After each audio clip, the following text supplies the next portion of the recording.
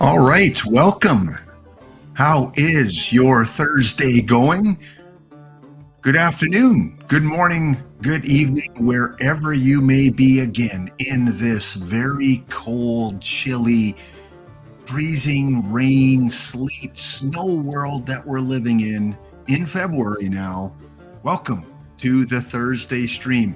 Lots to go through today, lots to talk about. Yes, Timbuktu, there will be a contest later on. Hold off onto that ticket trigger finger. We will do that towards the end of the stream. But guys, I want to thank you guys for showing up on a Thursday. It's almost Friday. We're so close to that Friday and that weekend. Yes, my calculations say it is Thursday. So we got lots to talk about. We're going to open some packs later. We're going to finish off our celebration to our UK viewers in just a little bit. We will play historical replay number 2, our 16-team tournament. We're going to play the second game a little bit later. And of course, we're going to chat about all things going on in this world. So stay tuned right after this beautiful 30-second countdown.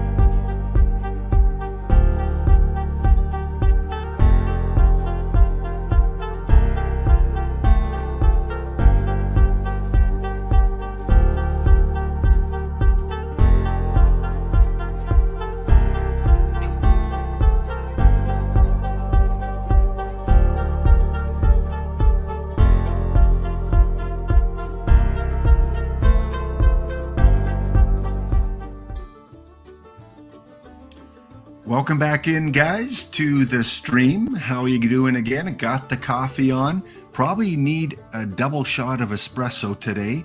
Just kind of dragging my butt a little bit on Thursday morning. Been kind of a long week, and yeah, our temperatures that we'll get to in a little bit have nosedive over the last few days. And as some of you are saying, still on a snow day. D. Dempsey, day 3 of a snow day. Wow.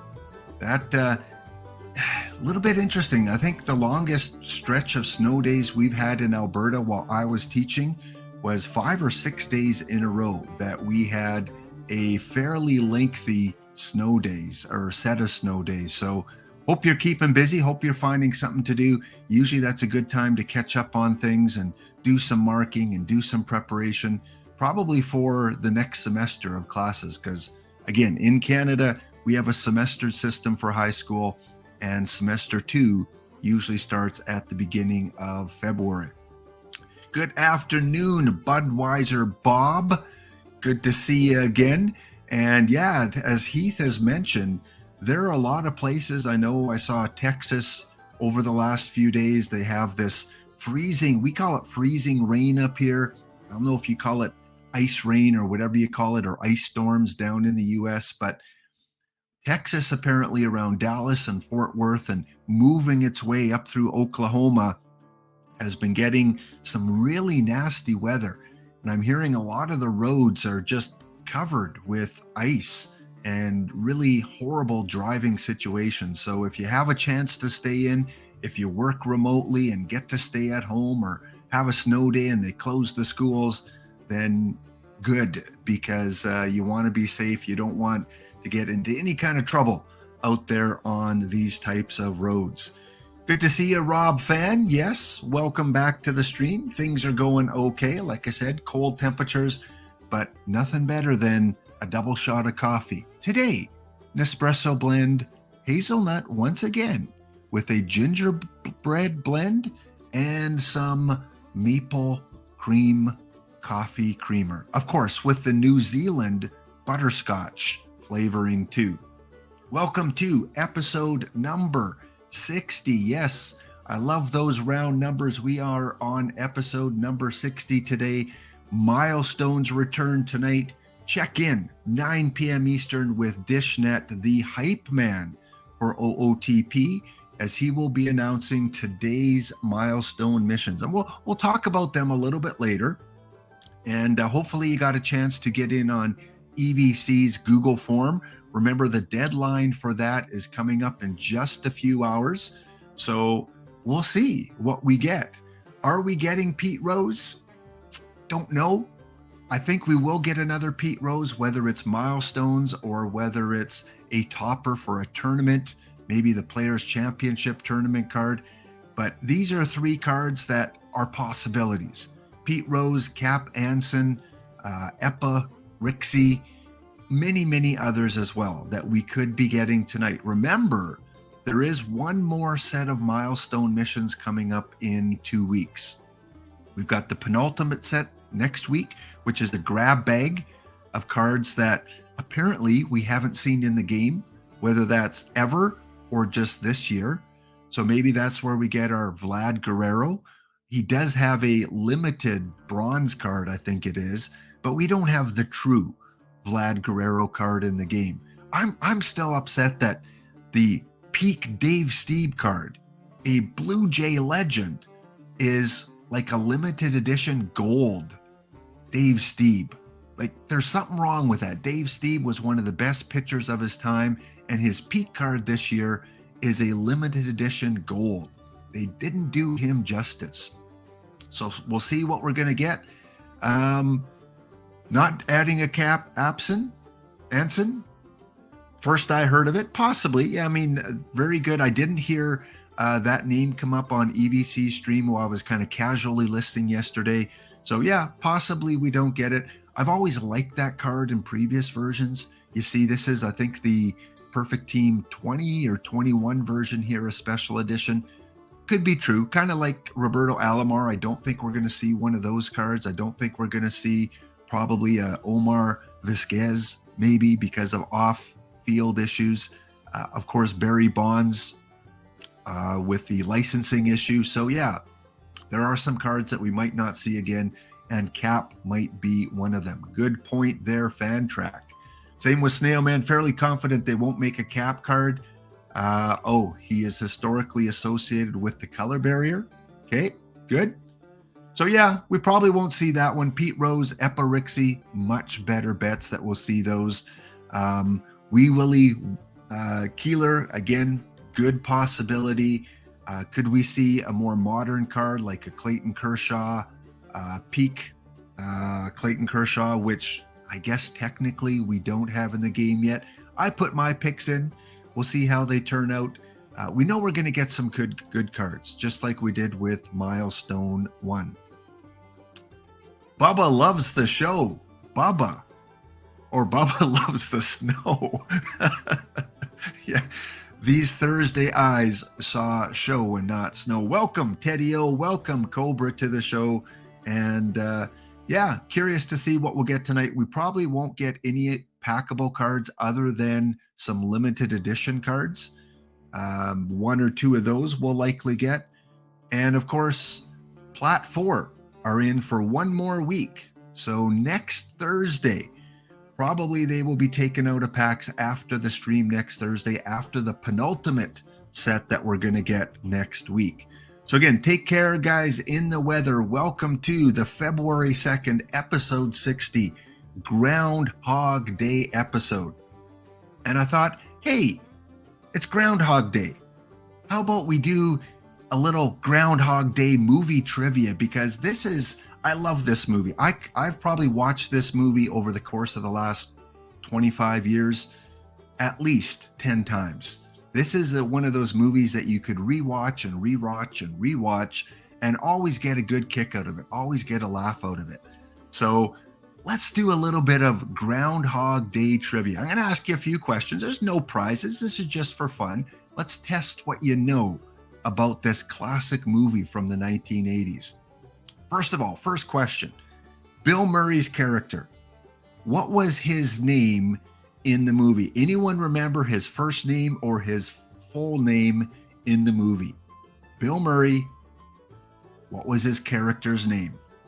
If you've seen this movie many times like I have, you should remember.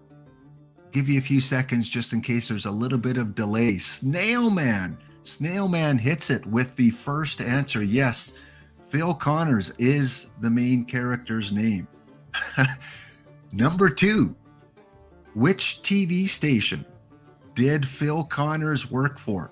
What was the number of the TV station? Don't need to be specific, but what number did he work for? Heath also remembers the movie, loved the movie, but couldn't remember Beyond Phil. Yeah, Teddy O got it too, Phil Connors. Which channel news station? Not Channel 12. No. Always, it's one of those subliminal things where it's always in the background and they mention it. Wildcat Bandit comes in with Channel 9. Yeah, Phil Connors worked for Channel 9. Next question. They mentioned this a few times.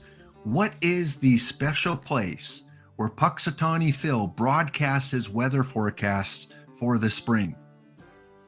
Probably in real life too, but at least in the movie.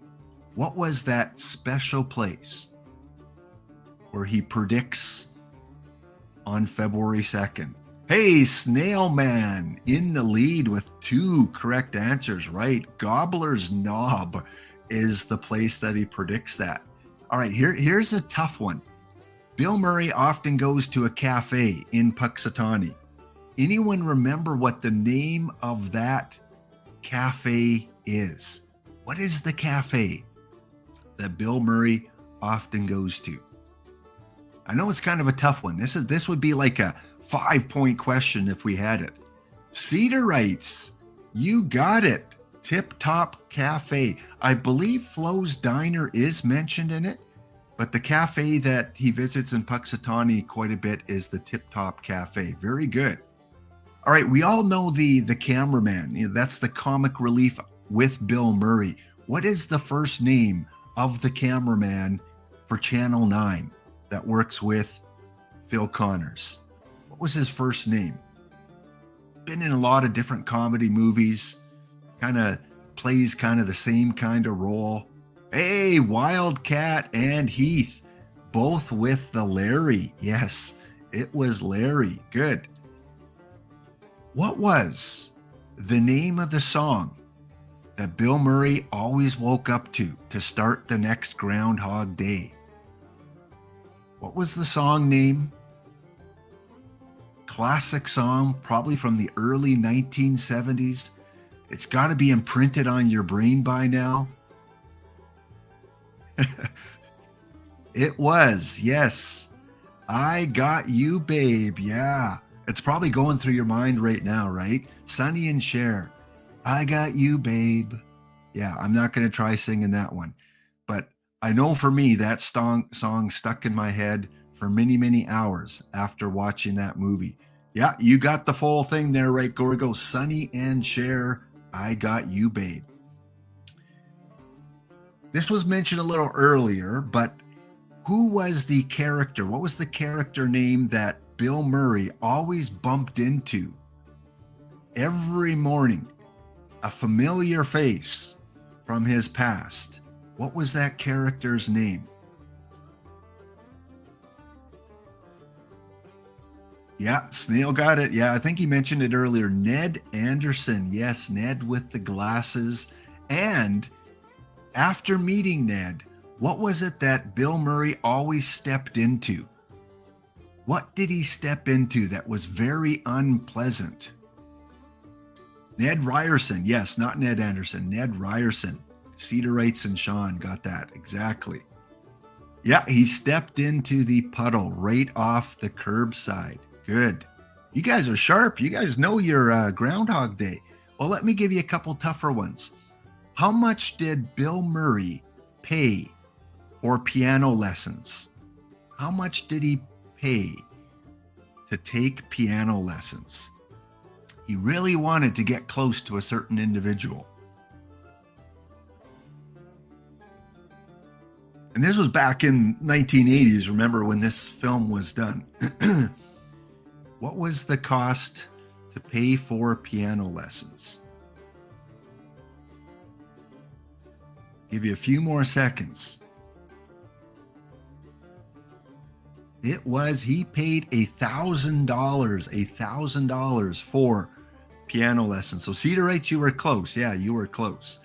All right, couple more. What was the first name of the love interest for Phil Connors, for Bill Murray?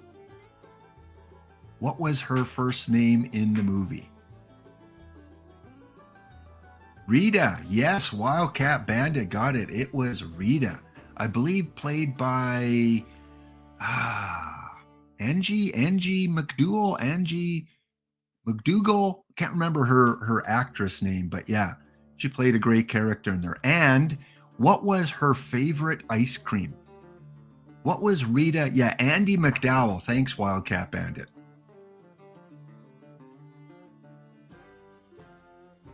What was her favorite ice cream? Yeah, maybe refresh, Heath. I'm not sure why maybe you're getting a little bit of a delay. I know there's going to be a natural little bit of delay, but maybe if you refresh your stream, it'll catch up a little bit. Rocky Road, you got it. Neo's got it with Rocky Road ice cream as her favorite ice cream. All right, a couple more. Let's see if we can get a couple tough ones for you. When every time Phil Connors relived his life, he got a little sillier each time. One time he went to the movies and he wanted to get him and his date in under the child fares. What did he tell his date to call him? What name was she supposed to call him at the movies?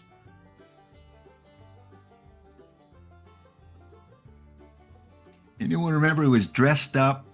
Hey, you got it. Yeah, you guys remember that one. Bronco. Yeah, he was asked to call, or she asked him what they want to refer to him as, and he says, "I told you, call me Bronco." Yeah. And let's go with one more here. Okay, you really know your Groundhog Day if you remember this one.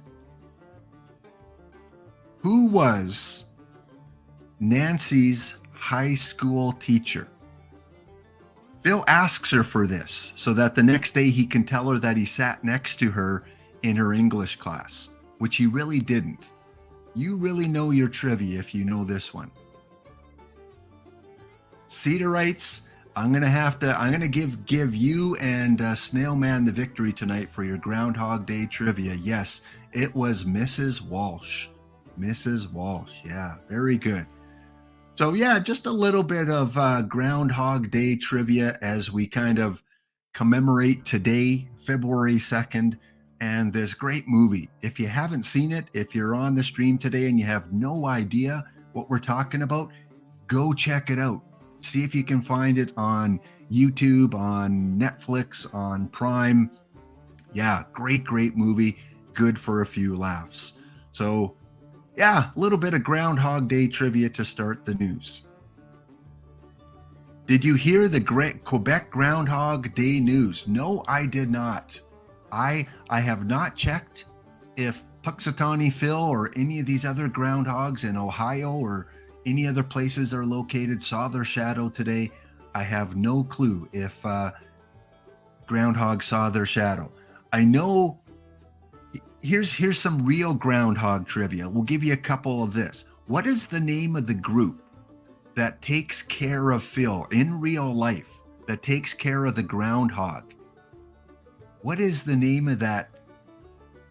The group with the guys with the hats, the top hats on? Let's see how well you know your real Groundhog Day trivia.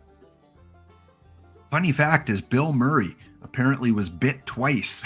He had to get rabies shot during the movie, during the filming of it, because it was bit twice by the Groundhog Days in there. Hey, D. Dempsey, you got it. Yeah, the Inner Circle, the group that takes care of them.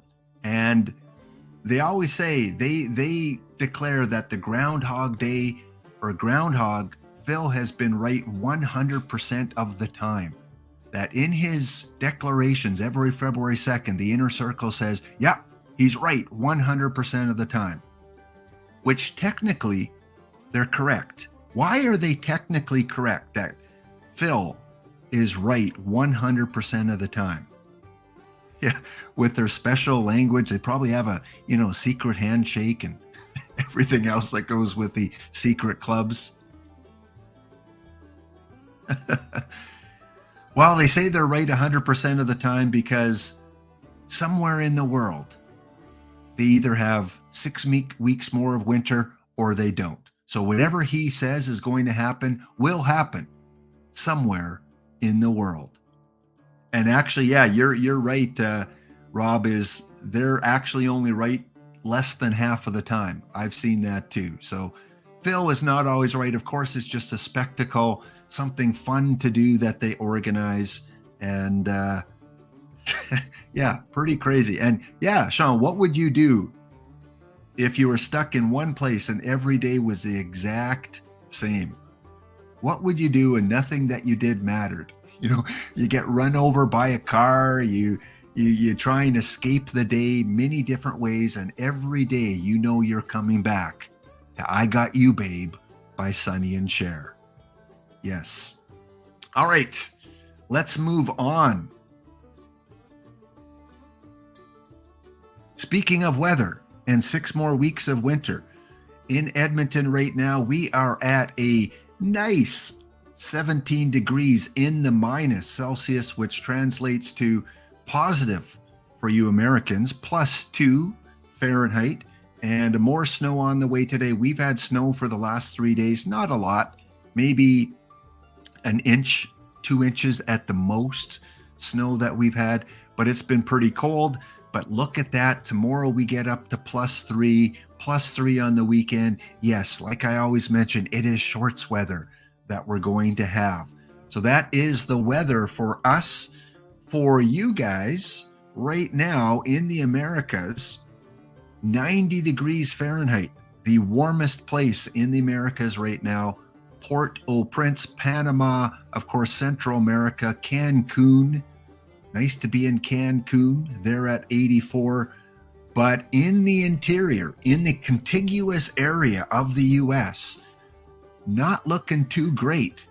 You know, Cubs fans, Steve, and those of you that are in Florida, not as warm temperatures as you usually get at this the last few weeks. Let's see if we can even find it. Kansas City at 40 degrees, Baltimore at 41, Atlanta look like they're getting some rain at 47, San Diego 58, even New Orleans only at 60 today.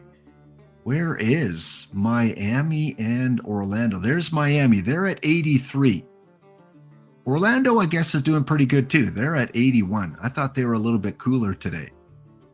Only supposed to be -4 on the East Coast, and you're going to get a cold weekend. Yeah, I think you guys are getting that system that's moving across Texas and Oklahoma, into Gorgo's region, Cincinnati, that area. I think it might just be north of where Gorgo is, in Finneytown area. The coldest temperature right now is the one, the only. It is a consistent, and that is Eureka. Again, Eureka way up here in a territory of Canada known as Nunavut, which is mainly an Inuit, or as they used to call them, the Eskimos in Canada. That is the coldest place right now in the Americas. And yeah, not even close. And again, we are celebrating our UK viewers, our UK friends. We're going to talk about the UK and some of the happenings coming up there, but we're already on our first ad break. How time flies when you talk Groundhog Day. We will be back in about 90 seconds. Stay tuned. All right, welcome back. Welcome back to the Thursday stream. Good to see many of you here today. And always like to shout out kind of the areas of the world where we're getting viewers from, because sometimes you always think it's, you know, North America, Canada, and the US, but we have lots of viewers from all over the world. Over 90 of you currently tuning in from the US of A, 16 from Canada, 5 from the UK, 1 again from New Zealand. I wonder if that's New Zealand Breaks that is back with us today. And we have 1 from South Korea, maybe from the company that operates OOTP. Maybe they're checking in to see the engagement. We have a couple from Germany, and we have 3 again from Belgium. So welcome again for everyone, to everyone that is here today, over 160 of you that have tuned in from 7 different countries from around the world. And just going through the chat again, kind of some of the things that were mentioned as I was talking about the weather, but we have The Quebec situation. Apparently, the groundhog from Quebec didn't quite make it this morning. And so they had to replace him with a stuffed version. Ouch. Ouch. They had to, the show must go on. We have to continue to put together our February 2nd celebration. So poor little Groundhog Day from Quebec. We bid you adieu from the rest of the world. 3 from Germany. Maybe Marcus has taken a peek. Yeah, we never know where our Germans, how involved they are in the game, but we welcome you guys. Hope you guys are safe out there, and not sure what the weather is there, but in the UK, which is our focus. This week, I wanted to focus on the few UK viewers that we have. Of course, Luke, who often, posts in the chats of different streams, my stream, EVC stream. He is from the UK. And so this week we are ending off today our celebration and our lessons about the UK. So Luke is from the Sheffield area, and just for him, we're going to put this in Celsius because in the UK they go by Celsius. And in Sheffield right now, it's looking like 10 degrees Celsius. There we go. Scattered clouds. Of course, it's in the evening right now. It's probably around, 6 or 7 o'clock in the evening in Sheffield. And yep, England, because it's an island, they have pretty consistent temperatures all across the UK. Looking like 9, 10, 11. I don't see anything under 7 degrees in the UK right now. So anywhere between 7 and 11 degrees. Unlike Canada or the United States, where we get huge fluctuations of the temperature. Again, UK, for those of you that are unfamiliar with the geography and where Sheffield is kind of central inland in the UK, right there, right east of Manchester and kind of northwest of the capital city of London. So that is where Luke is from. And again, he is probably going out very soon for his Thursday night beverage after work. And when we zoom in on Sheffield, like we did the last day, we kind of visited the National Video Game Museum. If you didn't check that out, go watch my video on demand on Twitch on Tuesday as we kind of looked at some of the pictures and some of the old classic games and systems. So that was kind of cool that where Luke is from, they have a National Video Game Museum. But I thought, hey, today's the last day we're going to talk about Sheffield and celebrate our UK viewers. What else should we know about Sheffield? What else is going on there? And of course, Luke partakes in the beverage in the evening. After work, he usually finishes fairly late, 8 or 9 o'clock, maybe 10 o'clock his time. And so he goes out for a beverage. And so he passed along some of the sights to see in Sheffield, some of the places to go. And one of them, he said, if you like cider, and I do not promote alcohol on this channel, we're doing this in celebration of our UK viewers who go out for a nice beverage. He said this is run by an American, and it is the best place in Sheffield if you enjoy your different type of ciders. And that makes sense. Going to the cider hole, it would make sense that they would have a lot of ciders. So Luke kind of sent me some information about some of these places. What did he say about this one here? Probably the best real ale pub, won 2 national pub of the year. They only have a Facebook page, and that is this one right here. Yeah, this one right here. And it's dog friendly, apparently. And as a laptop hound, as Luke pointed out in his DM to me, it is a place that allows dogs to come in. Apparently, there are a lot of dog friendly pubs in the UK and in Sheffield. So that is a place he said you should definitely check out. He also mentioned that Sheffield, they hold the World Snooker Championships. You guys play snooker? That's one game that I played a little bit when I was younger, but not so much anymore. Oh, here's Luke. How you doing, Luke? Glad I caught you in the right timing here. So the cider hole is located in a renovated shipping container. Are you serious? In a renovated shipping container. Wow. That looks pretty good, though. And I believe you said it was run by an American. We show some pictures here. Looks like you can have your own little private sitting area. Yeah, it does look. It's very narrow, and it does look like a shipping container. Wow, doesn't look like it can hold too many people.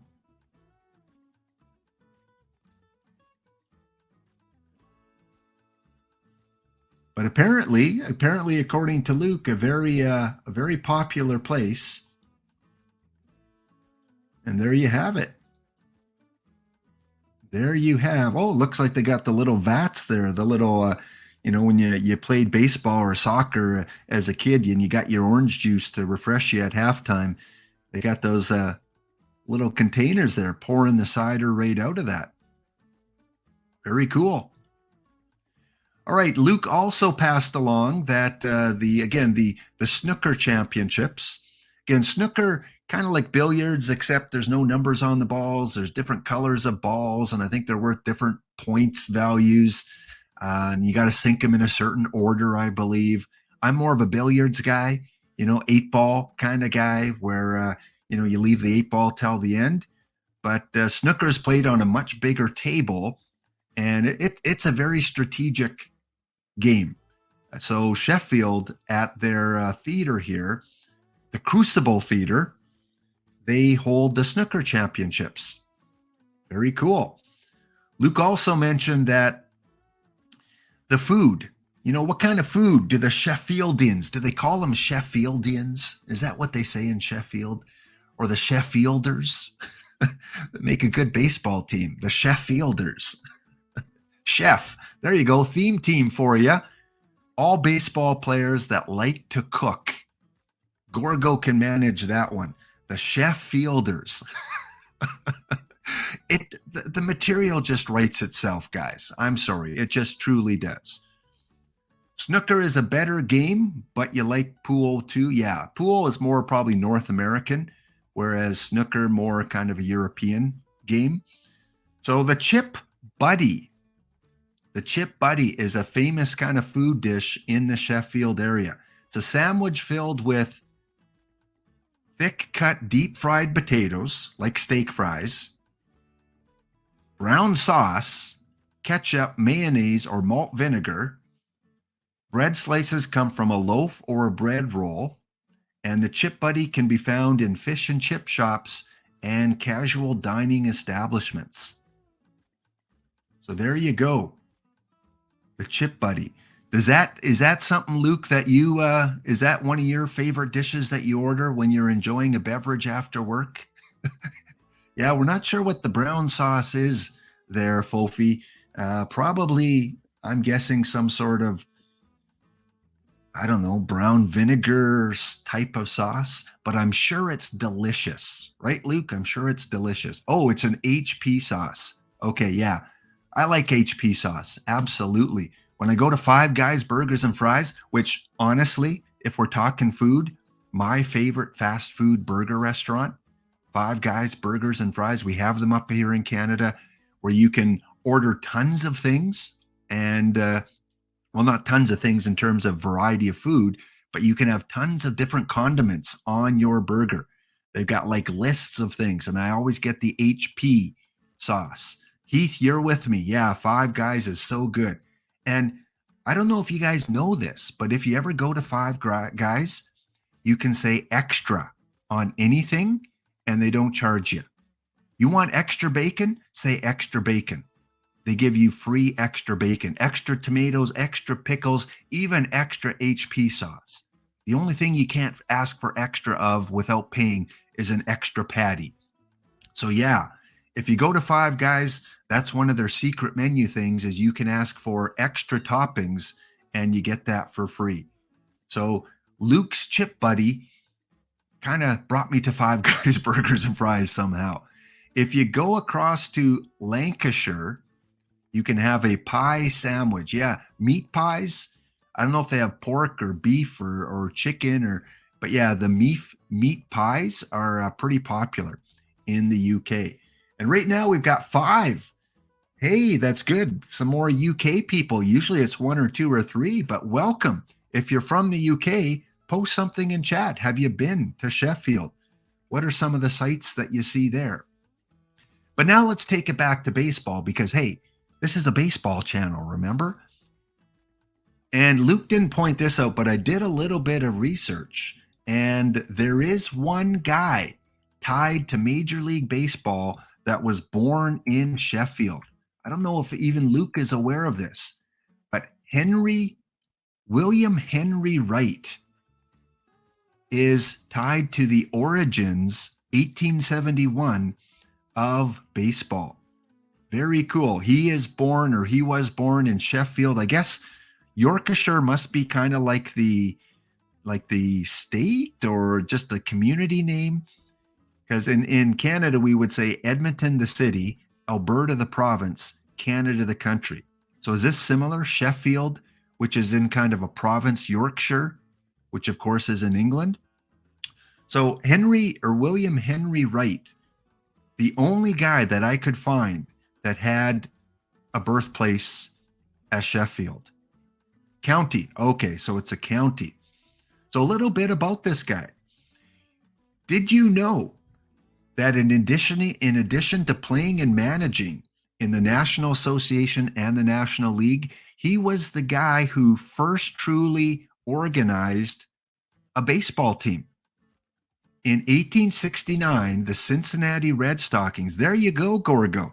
So we're bringing this full circle from Luke to Sheffield to OOTP to Gorgo with his Cincinnati Reds. And no, Gorgo did not see him play. Don't make those jokes. They're getting old. He was still a young baby at the time. Just kidding, Gorgo, if you're still around. Poor Gorgo, yes, but Gorgo is the best. Gorgo is the best. And if you don't follow Gorgo, what are you doing? Go follow Gorgo. Go find his channel and support him because he has a lot of knowledge about baseball in the Cincinnati area. So he formed the Cincinnati Red Stockings. He managed the club, played center field, and served as the team's change pitcher. Back at that time, they didn't call them relief pitchers. I guess they called them change pitcher. They weren't very creative. Okay, we need change pitcher. Instead of putting the word "the" in there, change the pitcher, they just took that out. They abbreviated it. We're going to change pitcher. He also served as an umpire for a few games.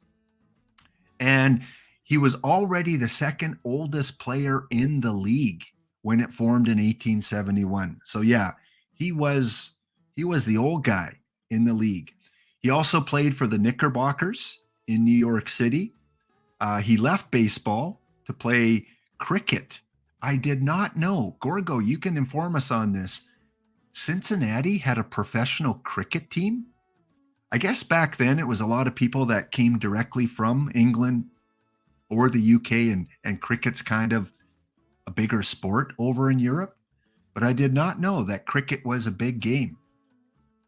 Hey, Cubs fan Steve, welcome. Yeah, we're celebrating the UK viewers today. All 5 of them that are right here. I thought we'd give them a little bit of streaming love today. He had 3 saves to lead the National Association. There you go. So apparently they did not bring in change pitchers too often. He only had 3 saves, and that led the league. So Mariano Rivera, eat your heart out. George Wright, or not George Wright, but Harry William Wright. But also, In terms of his managerial record, his first year he was 16-1, 1867. Fun fact, that's the year Canada confederated. That is our birth year. You guys, it's 1776 in America. We are 1867, July 1st. So that year that Canada became a country, he went 16-1. Look at that. In 1869, the Red Stockings were 57-0. That's like a stacked team in rookie in perfect team. 57-0. Posted the best record. And man, they were stacked. 1870, they were on an 84-game winning streak. Who were they playing? Were they playing like daycare centers? 84-game winning streak. Yeah, that is amazing. A guy from Sheffield going to the U.S., having these great records. And then they joined the National Association in 1871. So things got a little tougher. They only went, 71-8 in 1875. We're not going on any 84-game winning streaks. Wow. Rob Fan, I watched some cricket highlights and it's an intense game. Yeah, I do not know the rules.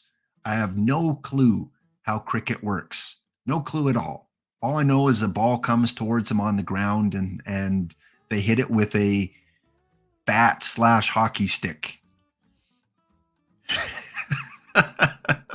Oh, I love that comment, Fofe. They really phoned it in on the 85th game. They were probably like, we can't get to triple digits. There's no way that we can get to let's just, they probably went to the cider hole or a place very similar the night before, or even the day of game 85. And they just said, no, we can't keep this up. Let's let the kids win one of these. He went on to the Philadelphia Quakers in 1884. Record wasn't quite as good, although it was kind of a winning record most seasons. And he would go right until 1893 with the Philadelphia Phillies. And another fun fact about him is his brother. He had a couple brothers. Don't see it here anywhere. But his brother is George Wright, who has one of the better cards usually every year in Perfect Team. Thought it was on here somewhere. Maybe it is if I go further down. Nope. But yeah, he is the brother of the George Wright. There it is. He's the brother of George Wright and Sam Wright. I don't know if Sam Wright has a card in the game. It sounds familiar, but I don't know if he actually does. Let's look on George Wright here. Here's George, but George was born in New York, so he doesn't have that direct tie to Sheffield. Look at those mutton chops back then. Wow. It's quite the hairdo that George Wright had for that photo. And George Wright was inducted into the Hall of Fame in 1937. So there we go. There is our baseball tie to Sheffield. One player that I came across, and Harry Wright was inducted in 1953. So he is in the Hall of Fame. He has the mutton chops too, but kind of the full beard that goes along with it. Some social history right there. Moving from Sheffield to New York City, probably an ancestor of EVC. I think EVC his ancestors are from Germany, though. So there would have to be some meeting on the train or on the boat, coming across, or from the train, from Germany to Sheffield to get EVC involved in the family pool there. Yeah, great comment there, Luke. And did you know that Sheffield has a ball team? So I looked it up, and Luke will know this. I don't know, Luke, you can kind of give us some information on, the level that they're at. I saw something about AAA.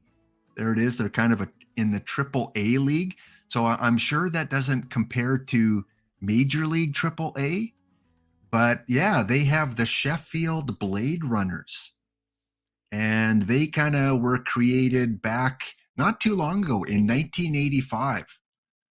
The Blade Runners were established. And it looks like a lot of young kids. Like when I look at this, it doesn't look like a major league team. It almost looks like a rookie league team. There are some older people on the team, but I'm guessing what 16 to 21. Luke is probably what we're going to see here. There's the Sheffield team in 2000. So it looks more kind of like a rookie league team. So they are the modern day Blade Runners, and they play out of Forge Valley. There we go. They play out of Forge Valley. Let's see if I can bring that up on the main map here. Let's get rid of the cider hole and let's go to Forge Valley. Forge Valley School.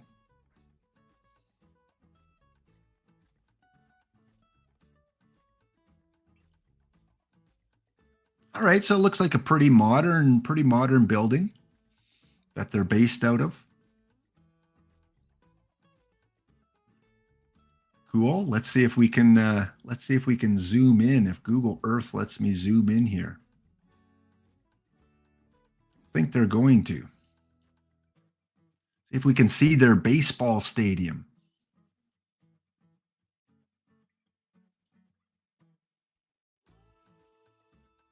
Nope, not working for me there.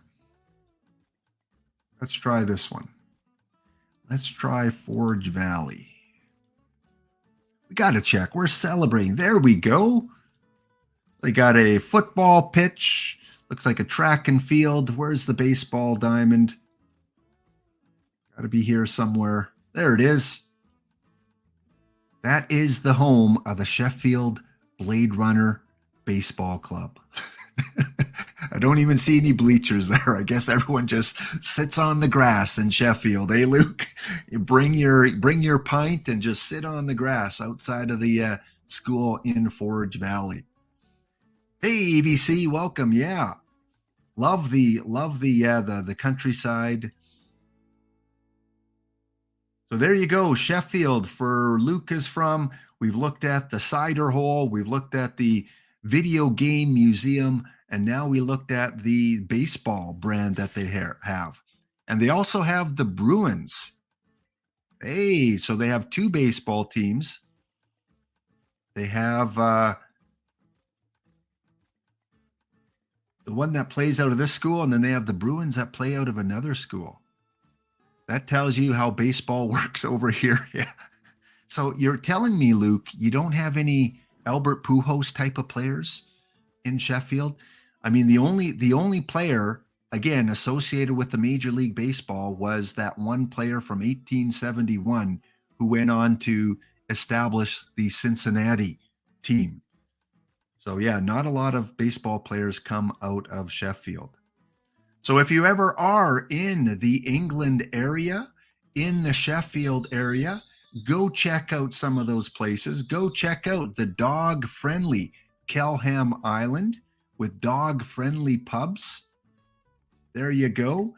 Go check out the Crucible Theater. Go have yourself a chip buddy.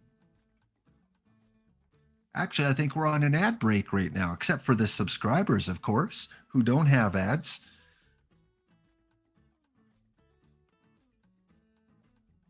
So we'll be back. We'll let the ads play out, and then we'll wrap up our Sheffield coverage. All right, guys, welcome back from the break. So that wraps up our weekly kind of tribute to our UK OOTP followers. I know there's not a lot that show up on the streams, but it doesn't mean there's not a lot that play the game. And again, thank you to our European viewers from Germany, from Belgium, from the UK, wherever you may be watching over the pond. Thank you for watching not only my stream, but all the other affiliates stream too. We know the time difference, it's always a little bit later for you guys. And sometimes when the affiliate stream in America, it's, the middle of the night kind of thing. Again, same with the New Zealand viewer and the Australian viewers that I get sometimes. So thank you guys for taking the time to tune in. And again, if you're ever in Sheffield, I'm sure Luke would gladly share a cider or a pint with you and take you to a baseball game in Sheffield, and maybe even take you to a dog-friendly laptop hound pub in Sheffield, or have you go watch the snooker championships at the Crucible Theater, maybe even take you for a chip buddy, where you too can have some HP sauce, some vinegar, some ketchup, some mayonnaise, and right on the sandwich itself, some steak cut fries. Thank you, Luke, for sharing all this information and being part again of not only my channel, but I see you on many other affiliate channels too. EVC talks about you going for a pint after work. So I'm glad I could share a little bit of UK and Sheffield history with you guys. All right, back to OOTP. If you are new to the game, and welcome to the 200 plus that are here today. If you're new to the game and don't really know how to get started, well, one place that you should go is to the forum, the OOTP forum, and check that out. You can download the regular game. You can go and download the app OOTP Go, which I know some people don't like it. I like it because it's better than nothing. This app is better than not having anything to use when you're on vacation or at work or in the car, not driving. Great that you can play in tournaments and check in on your teams. Also, you can go to the website, check out the forums, and get any questions that you have or tech issues that you might have with the game answered. And you can also sign up for their Discord channel, which is, to me, more informative than the forum. I love the Discord, a lot of great people there, really good community. And they even have a podcast that they put out every once in a while to tell you a little bit more about baseball, prospects, and the game itself. So check that out on their website. And again, if you're new to the game and you want to create a theme for your team, maybe you want chef fielders, right? With the Gorgo cooks on field. Or as someone mentioned out, you can add Gary Sheffield to your team.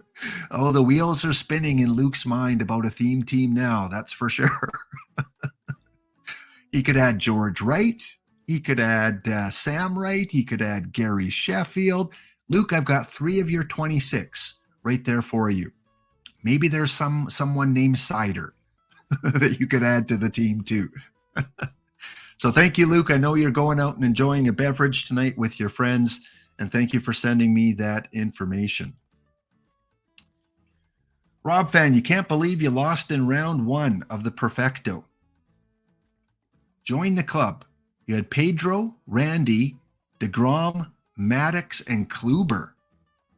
Wow. Would you have a bunch of irons as your hitters? That is almost the best starting pitching lineup that you can have. But hey, no justice. The random generator, especially round 1. Round 1 is always the most unpredictable. If you can get out of round 1 with that pitching staff, you probably are going to go a long way. That's what I find anyway. All right, anything else going on in the chat here? Nothing else right there. Okay. Again, we will open some packs, see if we can collect some of the cards for tonight's missions, although my feeling is that we're probably going to see a lot of the missions involving tournament cards. Now that the tournament are bringing back kind of the first series of tournament cards and the second series of tournament cards, I think there is a reason for that they're putting those in as prizes now in the choice packs. So my guess is the 6 missions that we're likely to get tonight probably going to involve some of those early tournament cards. from cycle 1 or cycle 2. Maybe. That's just my guess.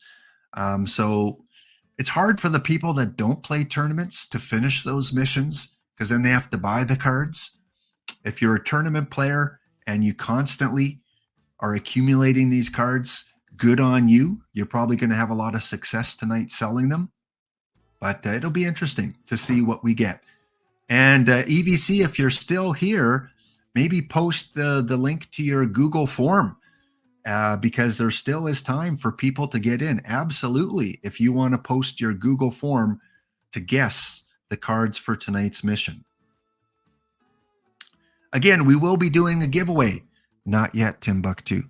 We will be doing a giveaway for 20 packs, 10 packs to 2 different users. And we'll do that towards the end of the stream, which will be in about an hour's time. So stay tuned for that. Let's check the Twitter site if anything's going on there. Nothing posted since January 29th. Thought they might have a tweet about tonight's set. I'm sure there will be one a little bit later.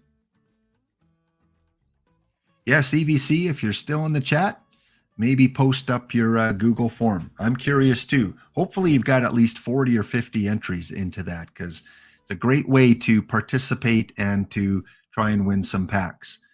Again, if you haven't been around for a few days, OOTP did do an update of the stamina fatigue issues in the game. They were having some issues in different leagues with how pitchers were performing. Some were able to, throw their arm off in a more kind of dead ball era setting, which isn't modern day. So they recalibrated, and now your starting pitchers should be on pitch counts. You should have all your starting pitchers on pitch counts, probably in the 110 to 120 range. So I would say not even put them at 0 because you don't know how far the game's going to take them. I would look at their stamina, and based off that stamina, your lower stamina starters, maybe somewhere between 100 and 110, and your higher stamina, somewhere between 110 and 120. So if you haven't done that, that would be my recommendation to deal with the stamina issue. Also, if you are training players, AZ Axel from Tech Support announced the other day that you won't see your 2059 stats show up on your players. So last season, their stats won't show up until next week. So next week, you should be able to see those stats again. And any training that you did with your players, it should be added to last week's training. So if your player card looks a little bit wonky, wait until Monday. It should be fixed. And that's a good thing about OOTP is every week is a new season. And Rob Fan, in your perfect tournament, you still had Frank Thomas, Ty Cobb, Yogi Berra. Yeah, you still had some good cards, not the big meta ones, but your pitching staff, looked pretty good. You still urge people to try the Friday All Live.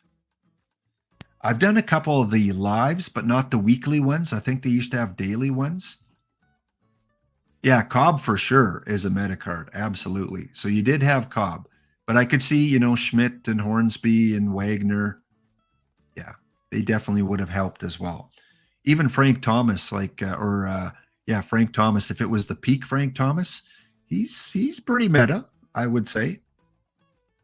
One thing I would like to do, maybe on my Tuesday streams, a viewer kind of pointed this out to me, and I know Tranquil does this as well, is where during his stream, he has people enter in one of the tournaments and like an 8-man tournament, and then kind of, shows the results throughout the stream, and even live plays through some of the games. So maybe I'll consider doing something like that for my Tuesday streams, because Monday we do the Get in the Game baseball franchise, and Thursday I do the historical Wheel of Destiny kind of play. So maybe on Tuesdays we'll have you guys enter. So leave a tournament spot open for Tuesday morning, and if we can fill it up pretty quick, then it'll start running, and we can have some bragging rights. No prizes. I know Tranquil Farms gives out, different physical cards, but we can kind of do it just to keep it in the background and keep tally of the winners each week. That would be kind of fun and cool to do. In terms of real baseball, let's see if anything's going on today. Probably a lot of training camp invites. Yep, looks like Pittsburgh and Baltimore have been busy inviting players, which I'm sure are a lot of players kind of on the tail end of their career. Maybe their talent isn't, I don't know. I'm a hockey guy. Baseball's kind of secondary, but who usually gets the invites to spring training? Are that the fringe guys, the guys that we got to see if they have a little more left in the tank? Are these young players that weren't drafted, or a combination of both? Who usually are the non-roster invites? I know in hockey, it's the guys that are nearly washed up and no team wants them. So they give them kind of a player tryout in spring training. And if they perform well, they might sign them to a 1-year contract. Not sure how it works for baseball. So let's see if we see some familiar names that were invited today. Ryan O'Hearn. He played for a few years in the league, I think. Chris Owings. I recognize that name. Carter Binns. I don't recognize the name, but that's a pretty cool name. Carter Binns. Wow, lots of players. Colton Cowser. That outfielder, I think, played in Anaheim? Wasn't he an Anaheim outfielder for a few years? Nick Gonzalez, there's another one that I've seen in the game before.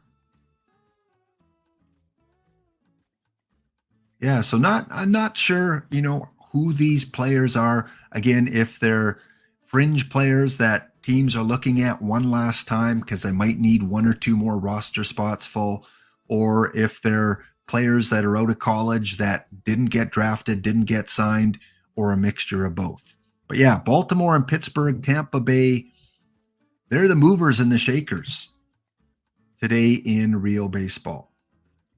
Again, Monday is our franchise Get in the Game series. Over 40 of you guys created players will check in on Vince Whirlwind and Bob Renault and Kirby Cooper and Borat and all these other user created players. We'll see how they're doing in 1928 back on Monday. And a little bit later today, we will be doing our Connecting OOTP with Baseball Past, as we will be continuing on our 16-team tournament of sudden death, with one coming out of it so far, the 1985 Mets. We will spin the wheel a little bit later to find out which 2 teams are going to face off today. All right, let's head over to the game.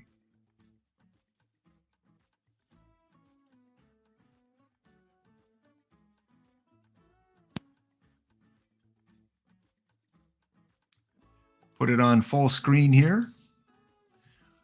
Again, welcome everyone. Hope your Thursday's going well as we ease into the weekend. Thursday's always a really big day on OOTP. We have new cards, new missions that come out. The weekend's almost here. We're itching towards the playoffs of OOTP on Sunday. So hopefully your team is taking shape pretty well right now. And of course, tournaments. Remember, if you're new, you can enter 3 traditional tournaments. And traditional tournaments basically mean that you use your own cards. So these are cards that you have to own. And you can go into the menu and you can select the type of tournament that you want to play. And this is where some users, some players of the game, they hone in on 1 or 2 of these, and then they will buy cards on the card shop, or they will put together a team that is kind of meta for this specific tournament. I like to play the iron tournaments and the bronze tournaments. Those are kind of the 2 big tournaments that I like to play. So you can play traditional tournaments, but you have to have the good cards. to be successful in them. And I know Gorgo's OOTP was crashing a lot yesterday on stream. I've been having a lot of issues as well with OOTP. I reinstalled the game. I cleared my cache. I deleted the old perfect team files. And again, it just crashed on me. And it's been doing that ever since the last update, when they took out the league redacted, files from the game.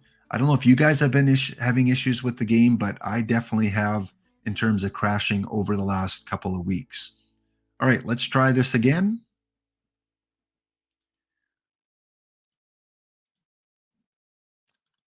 Again, we update for where people are watching. We've got over 100 people from America. Hope you're staying safe. Hope you're not in that Texas region with all the ice that's coming down, the freezing rain that's coming down.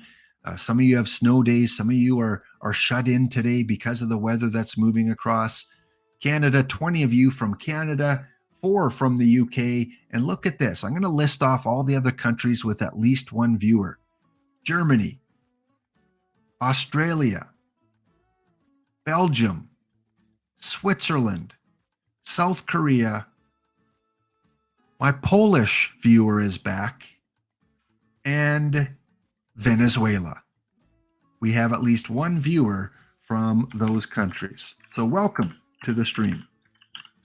All right, let's try this one more time. This time I'm going to try and go into my theme team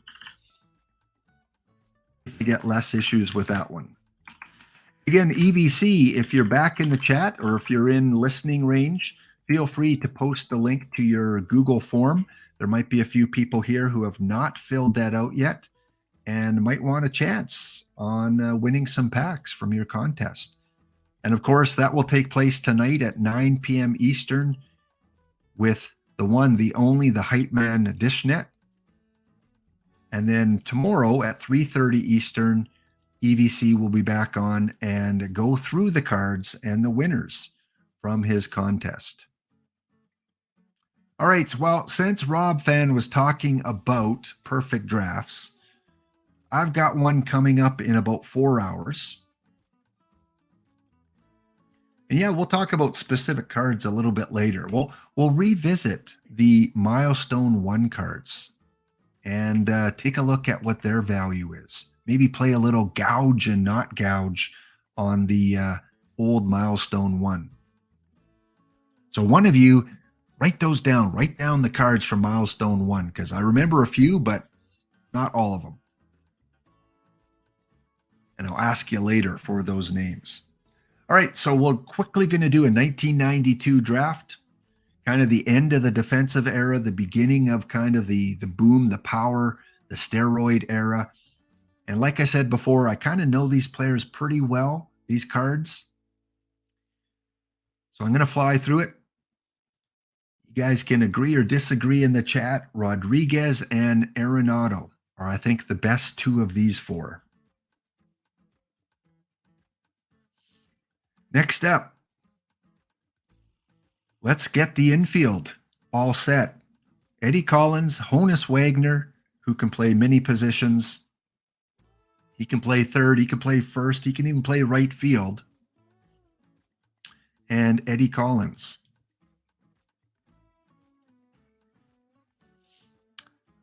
Well, this one is a given, although Rob Van didn't have a lot of luck with him today. Dwight Gooden and either the reliever or the utility guy. I'm going to go with the reliever. I'm going to try and get some pitchers out of the way here. I'm still having issues with my cards not showing all the time, not getting the card art. And I've done everything. Like I said, on Steam, I uninstalled the game, I reinstalled it, deleted old perfect team files, cleared the cache. Well, this one is Satchel Paige. This is looking like your team, Rob Fan.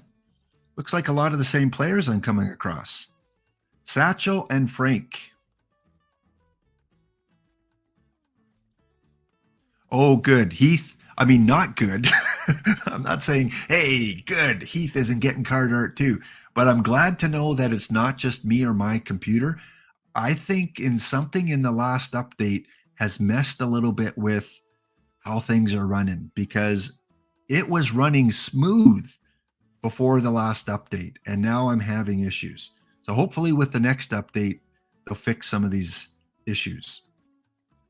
Well, this is probably the worst round I can think of, except for Mike Trout. And I guess I go with Devin Williams. Look at all those lives. I mean, they're good lives. Judge could play for your team probably very early in the season. But yeah, we got to go with Williams and Trout. Yeah, it's the wrong Otani and Judge, but the Trout is the good Trout. All right, while we're going Oscar, Oscar is one of my top 5 cards this year, but it depends on your ballpark. We're going to talk about that on Monday. Cards specific to different ballpark builds, because I think that's important for new players to understand, is a card will play differently in different ballpark setups. Oscar Charleston is a meta card, I think, in a specific ballpark setup. If you have high BABIP, low home run ballpark, he's going to do well for you. Of course, he's a left-hand hitter, so if you have it favored towards the lefty hitters, he'll probably do even better. And his outfield's really good. And if you train him up in right field, left field, he can be a stud for you in the right type of ballpark. But not every player plays the same. A lot of times it comes down to ballpark. Musina or Cone? Musina or Cone?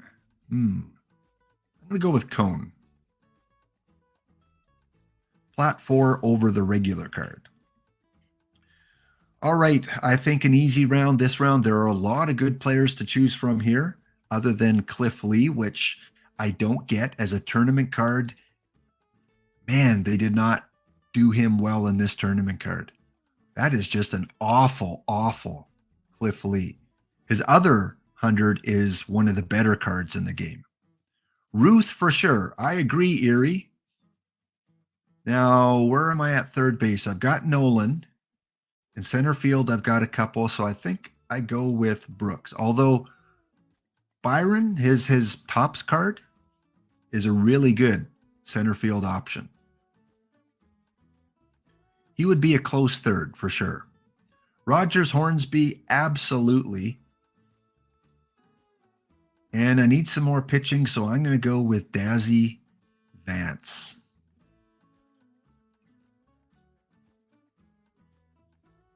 Mantilla and John Ray for bronze. Yep. I wouldn't disagree with that. Johnny Ray's really good. Some like Delino DeShields at second base. Mantilla was more of a meta earlier. I've replaced him now in bronze tournaments, but definitely he was a go-to guy early. Just like Casey Blake was good early. Bill Mueller was really good early. All right, I need some catchers, guys. I'm in round 9. I can't chance it. I've got to take Fred Carroll. I don't think I've had a lot of catcher options. Is this the first catcher that has been given to me? I might be getting a lot of choices very soon.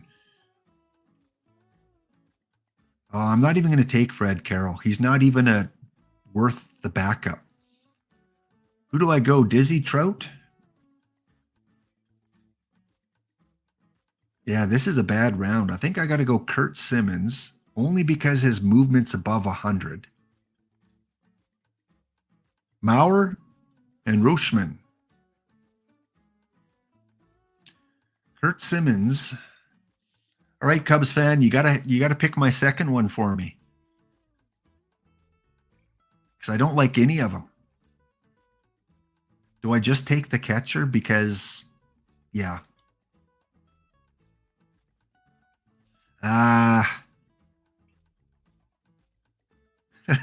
You know what? Because this is UK week, I've got to, for the meme, I've got to take Gary Sheffield. There we go. Luke, that one's for you, Gary Sheffield. I know. Clemente was probably the better option, but got to take him for the situation. Again, I'm not getting the good catchers.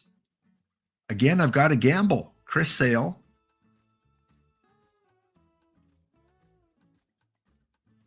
Well, I'm taking Roger because the other guys are not going to help me. Rob, I'm not getting your pitching staff. And now I'm getting all these live cards. Bad cards.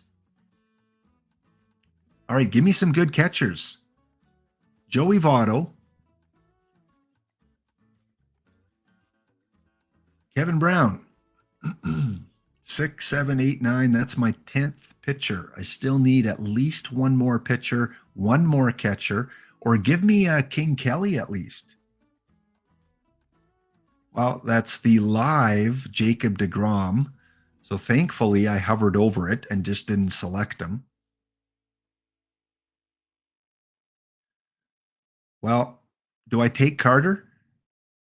Or do I gamble that I'm going to get a Yogi Berra next round?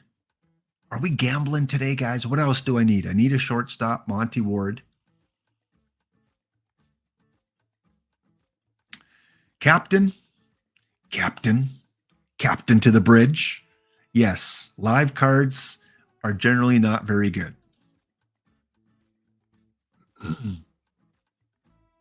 I know all you guys are saying Carter.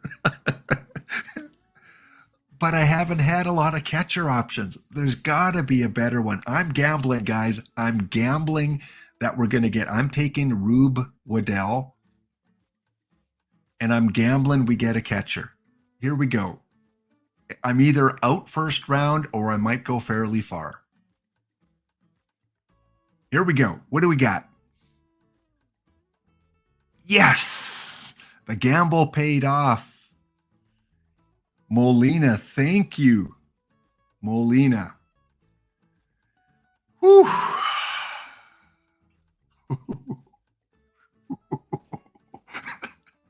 That was close. That was close. All right, what else do I need here? I need a 8, 9. I got 11 pitchers. I could go with Putz.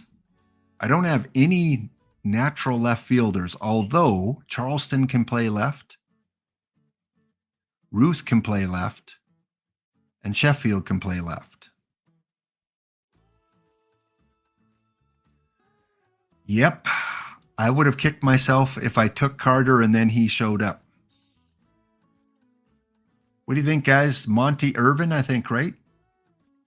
Monty Irvin can play many positions. Yeah, let's go Monty Irvin.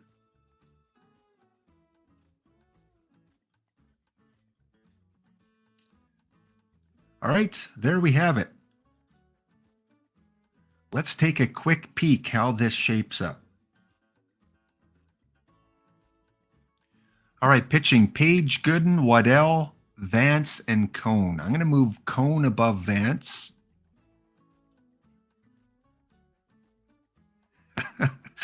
Waddell used to get lost in a trance if someone in the crowd behind the plate had a puppy or shiny object. Is that true? Are you serious? He was that type of player that got distracted easy? I think, is this the good Rube Waddell? Is this the one that a lot of the big teams are using in their lineup? So Page, Gooden, Waddell, Cone, Vance. I like to move all of these guys to middle relief for now. Charleston. I forgot. Yeah, they can pitch in a pinch, long relief, avoid high leverage. So really, it's like having 12 pitchers. And who do I want to close for me?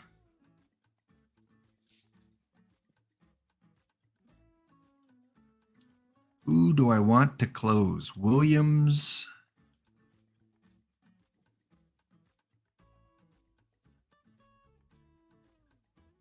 Yeah, we'll just keep it at there.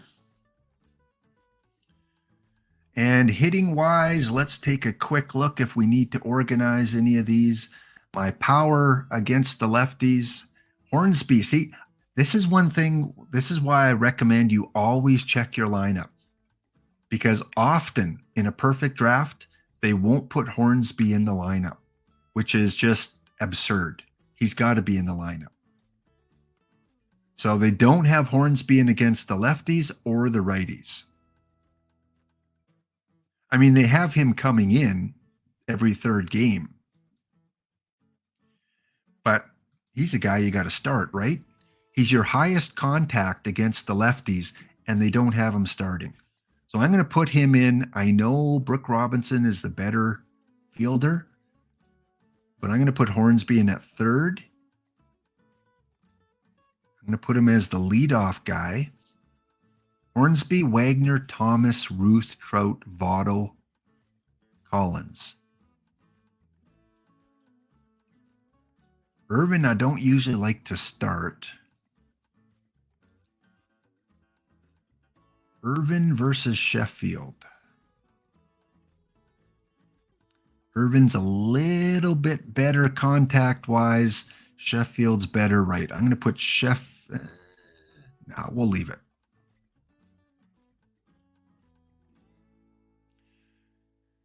And against the righties, again, Hornsby's got to be in there. Sorry, Brooks. Got to be in there. Charleston, a little bit higher up. In fact, I'm going to put Charleston leading off. Go like that. Ruth, Thomas, Hornsby. Ruth, Thomas, Hornsby. I like my three best power guys, as long as they have fairly good eye and contact, to be my number 3, 4, 5. Number 2 guy, you want someone that doesn't strike out or doesn't hit into a double play. So they got to have fairly good contact. So I think Wagner is a good second guy. And Charleston, he's best against righties. We'll have him leading off. I am going to put Brooks Robinson coming in as a defensive sub. And put him in relieving in third base. Arenado every 5th game, Robinson every 7th. So I do kind of play around a little bit with the lineups.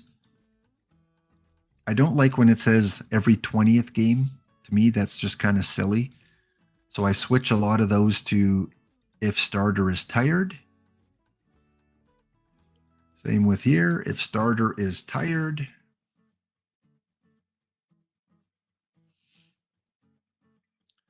On paper,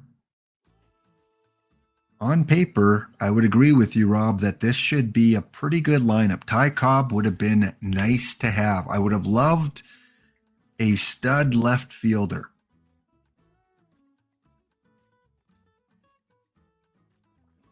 And I would have loved a better backup shortstop like Willie Wells.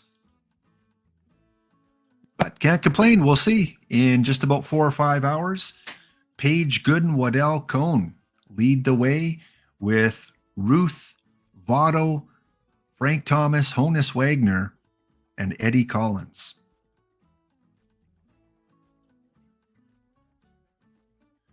Again, welcome guys to the channel. If you're just tuning in, there will be a giveaway in about a half-hour time, so stay tuned for that, where you have a chance to win some packs and be able to rip them, hopefully, by tonight's stream at 9 o'clock when DishNet will be on, 9 o'clock Eastern. Checking my world map here. Still got the viewer from Poland. Glad you're sticking around. Again, have someone from Spain. First time I've seen someone from Spain. Barcelona, Madrid, Spain. What a beautiful country. Definitely a country I would love to visit. So if you're listening from Spain, where are you from? Put a comment in the chat. South Korea still here, and Portugal So someone from Spain and someone from Portugal. Great geography and history in Spain and Portugal. Queen Isabella, funding the Christopher Columbus missions. And again, that's history is recorded by the victors. So you always got to take history in stride. We don't know exactly how things played out. It is the narrative of the author that has written these different historical situations. So, yes, Queen Isabella, King Ferdinand, and we've got someone from Venezuela and still from the UK and New Zealand. So, yeah, we're up to 12 different countries that we have viewers on the channel from. So, thank you. Thank you guys from all over the world for tuning into the stream. All right, let's get into the theme team a little bit. Hey, speaking of theme team, EVC, yes, feel free to put in the link into the chat for your Google form. Please do, because we'll get a few more entries before the deadline in a couple of hours. So if you want to participate and guess which cards are going to be the mission cards tonight, I'm sure EVC will throw the link in. There it is. Guess tonight's set. And don't forget to answer the tie-breaking questions as well. IBDB, you're up 3-1 against the Blue Jays in the Bronze Tournament. Too late. Have you heard of reverse down 3-1 sweep? Not saying it's going to happen, but hey, thanks for the update there. Which round is it? Are we at least in the money round yet? Or are we still early in that tournament? All right, so there's EVC's form. Feel free to fill that out. EVC, just in the chat here, what's the deadline? Was it 4 p.m. Eastern or 6 p.m. Eastern today? Can't remember exactly what you had as the deadline.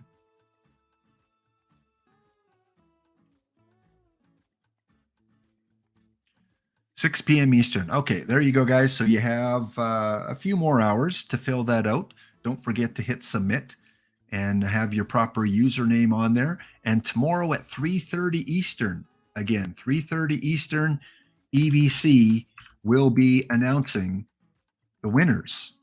And he will be going through all the cards that were part of the missions and probably the limited edition cards and how they tie into theme teams. He'll be talking about that tomorrow on his stream, so check him out. I'm sure you follow him already, but if you don't, go give him a follow. Even you from Spain and you from Portugal, go check out EVC tomorrow, 3:30 Eastern. All right, let's go back and let's check out the mission or milestone 1 cards and how they're holding their value. The first one is Joey Votto. Do you guys run Joey Votto? Is he a guy you use on your team? I do. As you can see, I have the green lettering here, so I use Joey Votto. So let's take a look at how my Joey Votto is doing on my lights, camera, action team. In 2059, so that's when I was in gold. In gold, he was a series MVP. And this season, Joey Votto is hitting 315 in diamond. So for me, my Joey Votto in diamond is doing really well. Currently on at least a 5-game hitting streak. And if you're new to OOTP, if you click the little graph on the right-hand side of your screen, one cool area that a lot of people don't know exists is the streak area. You can go and you can look at the streaks for that specific season. So in my Diamond League, Diamond 351, I can go through and I can look at the different batter streaks and different pitching streaks. So Honus Wagner, 32-game hitting streak. And another Honus Wagner, 25-game hitting streak. My Sam Crawford, funny story. Funny story. I pulled Sam Crawford on my theme team very early when he came out. And I hemmed and hawed. In Canada, we say him and haw when we're undecided. I hemmed and hawed whether to keep him or sell him. And eventually I sold him for 725,000 perfect points, which helped me build up the bulk of the team I have right now. So it was a good decision to sell. And then about 3 weeks ago, let's see how long I've had him here. Yeah, 3 weeks ago, I put in a bid order on the card shop for 299,000 for Sam Crawford, for my Gladiator, my main team. And someone filled the buy order. And now he is on the Rocky Mountain Gladiator. So I sold him for 725 and then rebought him from someone else much later for 299. And yeah, it's a good card. He is hitting 323. So yeah, the streak menu is a very cool kind of area to see if any of your players went on streak. EVC, do you have this card yet? This is the card EVC is really gunning for.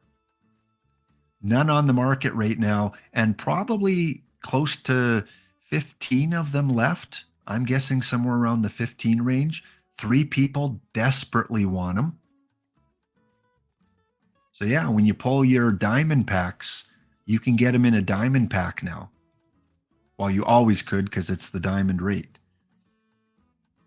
My Randy Johnson on Lights Camera Action. Sorry, EVC, but my Randy Johnson is currently on a 7-game winning streak. So a very cool area, this menu here, where you can look at streaks. You can look at the pitching leaders. You can look at the batting leaders. Who's hot, who's cold on the different teams. But I like that streak area to go there once in a while and just to see which players, which cards, especially at Diamond, are doing really well. Look at this consecutive stolen bases. Ricky Henderson, Oscar Charleston. What else do we got? Save streak, Carl Hubble. Carl Hubble for ALT on a 14-game save streak. My Hank Aaron had a 3-game home run streak. So yeah, very cool. If you haven't checked that out before.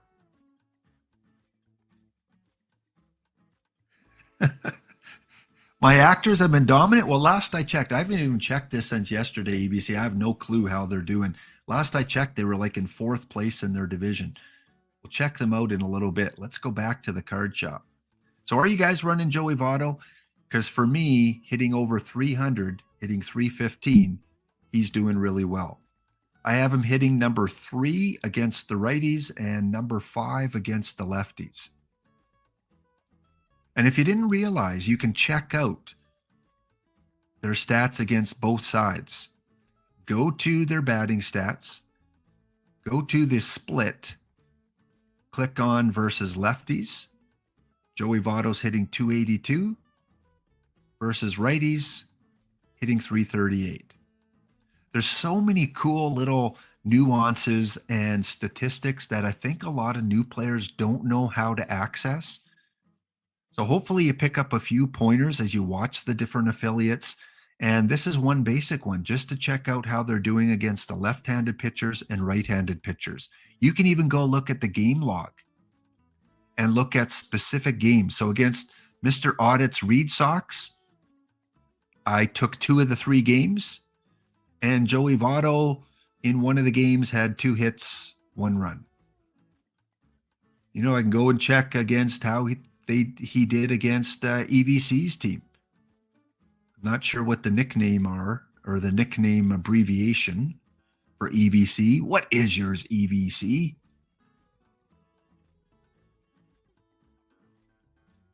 Vin Scully, VS, there we go. So early in the season, Joey Votto was hitless in the 3 games against Vin Scully's team. So just something that you can do, so many things that you can filter out. You can filter out specific teams. How did they do against one specific team? And might be more important maybe for the playoffs. I don't know. Maybe you look at if you're facing a team in the playoffs, if I'm facing Orlando in the playoffs, well, how did Joey Votto do against Orlando? He did pretty well. Every game, he had a hit. In 5 games, he had 11 hits, 1 home run. Maybe I want to make sure I use him properly if I face Orlando in the playoffs. Again, just little, if you're a statistic guy and you rely on numbers and things like that, something that you can do for each of your players. So Joey Votto, currently on the card shop. He was part of Milestone 1. He's currently selling for $150,000. Gouge or not gouge? Is $150,000 worth Joey Votto? For me, he is. For me, it's not gouge because he's hitting over 300, doing really well in Diamond. I think it's getting to that gouge territory, but I don't think at this point there's only one on the market. If you like him bad enough, I think it's a very high end, not gouge. And yeah, Wildcat says gouge, and Cubs fan Steve says not gouge. All depends on if he's part of missions. Could you imagine if Milestone 3 involved all 12 of the Milestone cards? Yeesh. But regardless, you need them if you want the overall topper, right? That overall topper, which is going to be a Willie Mays, a Cy Young, a Pete Rose, that overall topper, you need all the cards. So $150,000 is probably a pretty good deal. Having a good lefty like Votto, yep, absolutely. And there's so many good first basemen, right? There's Frank Thomas, Lou Gehrig still plays. So many players that can play first base. Jim Tomei, Jimmy Fox. So there are a lot of options. But for me, Votto's been pretty good. All right, let's take a look at the other milestones that came out in Series 1 as the game loads up.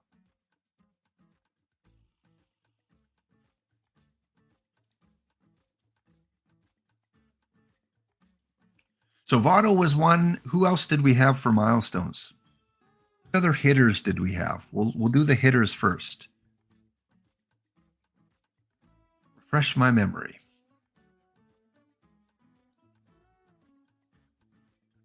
Yes. Oh, yeah.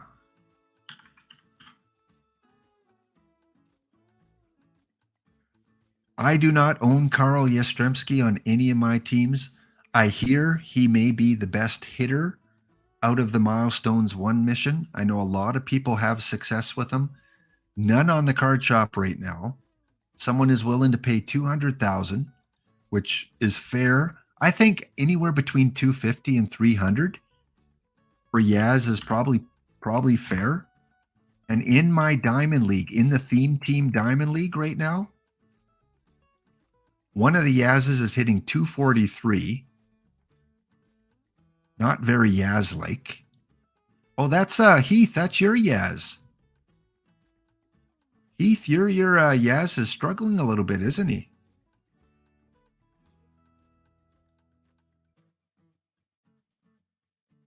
First year you've had him too. Oh, you have the wrong ballpark for him? Yeah.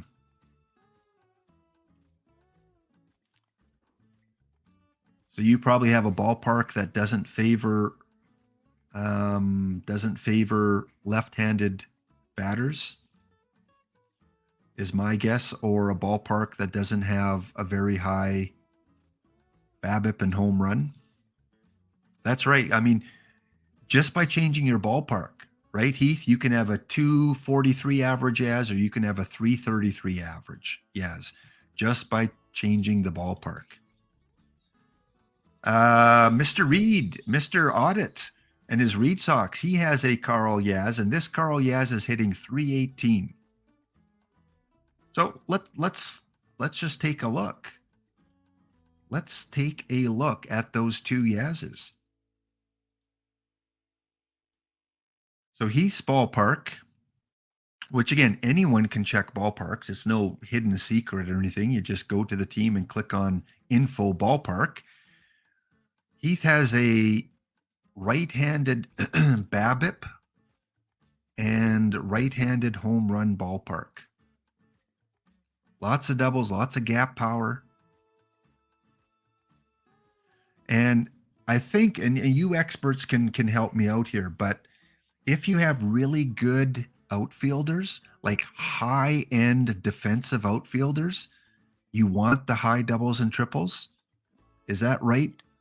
Or have I got it backwards? Good outfielders, high doubles, triples. Bad outfielders, lower doubles and triples. And let's check out Mr. Audit's team or his ballpark. Boston Red Sox. Yeah, look at that, Heath. Pretty much the opposite of what you have.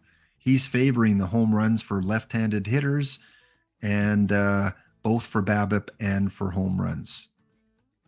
So there we go. That makes the difference between the 246 Yaz and the 318 hitting Yaz. Two others in the league. We've got the OK Oaks. This Yaz is hitting 297. Respectable. And the Cubs. Is this Cub fan Steve? He's got a Yaz hitting 282.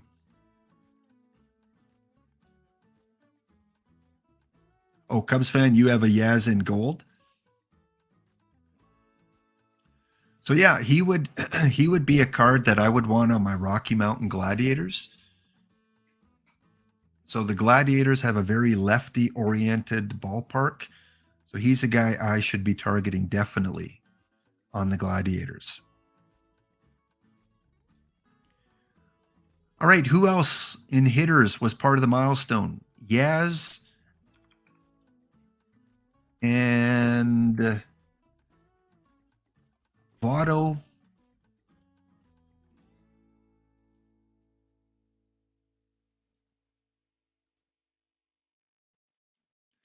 We're on an ad break as well right now, so that's probably why there's not a lot of chat. Just the subscribers are chatting right now, which is totally cool. But yeah, we're currently about 30 seconds remaining on the ad break.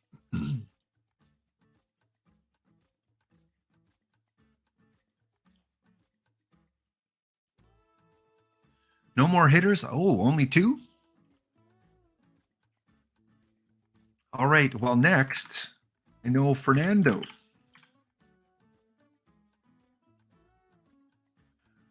So we've looked at Yaz, and we've determined that Yaz is going to perform based on your ballpark. Lefty ballpark, righty ballpark. Only invest in a Yaz if you have a ballpark that's suited for left-handed hitters. Joey Votto, kind of hit and miss. Some Joey Vottos are doing really well, some not really well. But he is one that might be good on your team against the left-hand or against the right-handed pitchers. And Fernando, let's talk a little bit about Fernando. He's on the card shop for 100,000. Gouge or not gouge? Gouge or not gouge? Wildcat Bandit is a judge of good character. EVC says it's a deal. Yeah, this absolutely 100 is extremely fair. It's the only one on the card shop right now. But what kind of results is he having for you? I don't have Fernando on my theme team because I don't think I can include him. It's a very gray area for his acting. I thought about it, But then I looked it up and I thought, I don't think it's going to fly. It was pretty iffy with Manny Machado, but with Fernando, I don't think I can include him. Although, you know, if Satchel Paige, as a pitching, as a assistant trainer, signed in preseason or whatever it was, qualifies, I think I might be able to swing it if I really needed to. But I'm going to avoid Fernando on the theme team. But how is he doing for you? Fernando, let's see how many are in the league. Not many. We've got 6 of them. You don't know how tough that was, EVC. It was extremely tough not having my Fernando go up against your Fernando at some point. So right now, we've got 5 or 6 of them in the league. This one here is right now 2 wins, 4 losses, a 4.72 ERA. I'd say that's not a good start for that one. The MKE Blue Crew team, he's 7-7. Okay, we're getting better. 4.14 ERA. On the Alaskan Bullworms, we've got one that is 5 and what is he here? Pitching stats. 5-6 with a 2.89 ERA. That's pretty good. Fernando, you're doing well in Alaska. On the OK Oaks, who also had Carl Yastrzemski, 4.62. Looks like he's playing in the bullpen. He's 2-1. And both EVC and I have him. I have him on my main team. He's 10-6, 3.28. I'd say so far that's leading contender for the best Fernando in this league. 10-6, 3.38, 120 strikeouts. Fernando. And then EVC's Fernando. You have him in the bullpen, 2-3, 4.18 ERA. So yeah, we're getting a wide range. He's that type of guy, again, that if you want Fernando to do well, you probably need a lefty supportive ballpark for your pitchers, which I do. That's why he's doing well for me on my Gladiators, because it is heavily favoring Cliff Lee, Randy Johnson, Fernando, big time. So right now on the Gladiators, Fernando's my number 4 guy, 10-6. Lefty Grove is 9-4. Look at that. I've got all lefties to fit the ballpark. And then I like to have a couple lefty stoppers too. I don't know. You start your lefties and then they bring in different hitters and then you stop them with a couple more lefties at the end. And let's check out Vin Scully. Do you have him in the bullpen? No, you have him number 5 in your rotation. So he might be missing the odd start.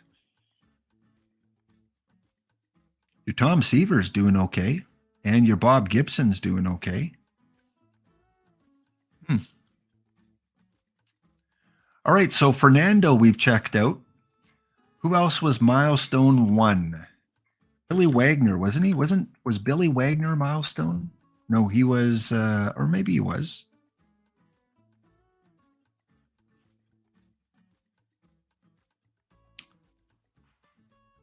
No, he was a peak card in a different set. Bud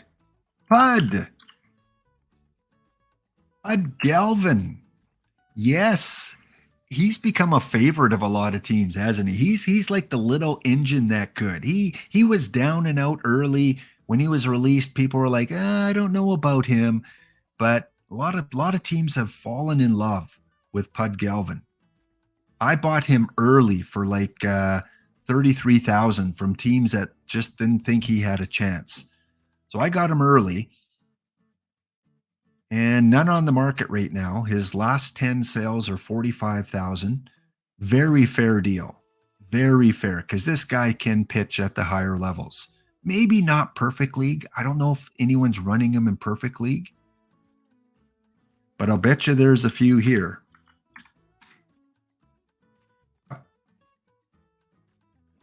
Including Heath. Heath is running Pud Galvin, 6 and 8. A little bit of a high ERA. Maybe again, it's a ballpark thing. We got 8 and 6 for this Pud, 323. So that's pretty good. On the Space Moose, he's not pitching. So this owner owns him, but is not using him or just bought him. The Bitcoin City Bulls, 10 and 8 with a 361. Orlando Cubs, the Orlando Cubs. Look at that. Didn't I say he's like the little steam engine that could? And that's his nickname, the little steam engine. I did not have that pre-planned. I had no idea that was his nickname. Very suiting. 8 and 5 for the Cubs. Now we got a crypto coin controversy. Bitcoin versus XRP. We are not financial advisors. I am not giving, and neither are my followers giving financial advice. You always got to throw that in. And then on the Rocky Mountain Gladiators, my Pud Galvin is 3 and 1 with a 291 ERA. I've got him in the bullpen as a righty. All right, let's look at one more. Give me one more of the Milestone. We must be missing, Nolan Ryan, right? Nolan Ryan was Milestone.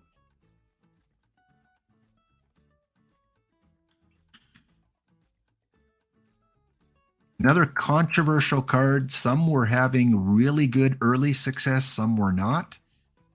One on the card shop for $250. Gouge or not gouge is Nolan Ryan, which was the topper. And his extremely high stuff, is it worth $250,000? Cubs fan is saying nope. He's not willing to pay $250 for Ryan.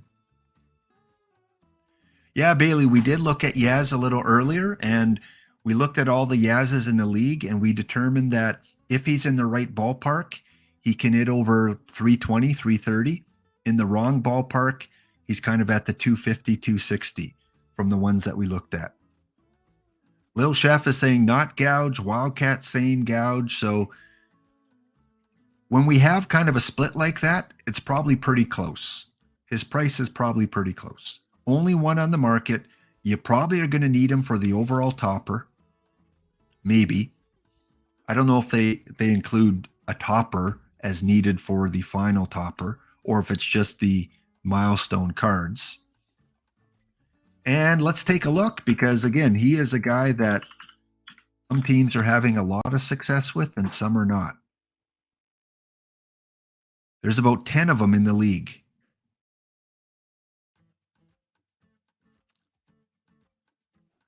Looks like many of them are using him as, I don't really see a lot of successful ones. I'm trying to look for one that, I mean, this one here, well, that's the bad version of him. I mean, the Almonte Cubs, bad version of them. So yeah, there's not a lot of the newest version. There's this one here.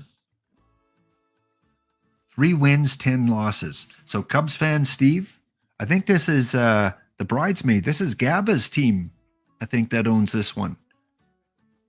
So Gaba, Luigi's, his Nolan Ryan is not doing too well. 3 wins, 10 losses, 5.34 ERA.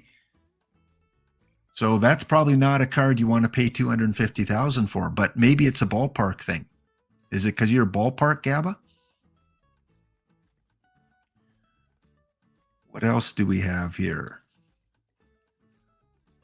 On the MKE Blue Crew team, he's 8-8 with a 5.20 ERA, 100 Ks, 63 walks. Again, not the best numbers. On the OK Oaks, 8-6 with a 3.02 ERA. That's better. 115 Ks, 55 walks. I think that's the best one, the OK Oaks. Yeah, there's only 3 or 4 in the league. So let's take a look. Let's take a look at the OK Oaks and where they're using them. They got them at the top of the lineup. Doing pretty good. Let's take a look at their ballpark, see if that might help them.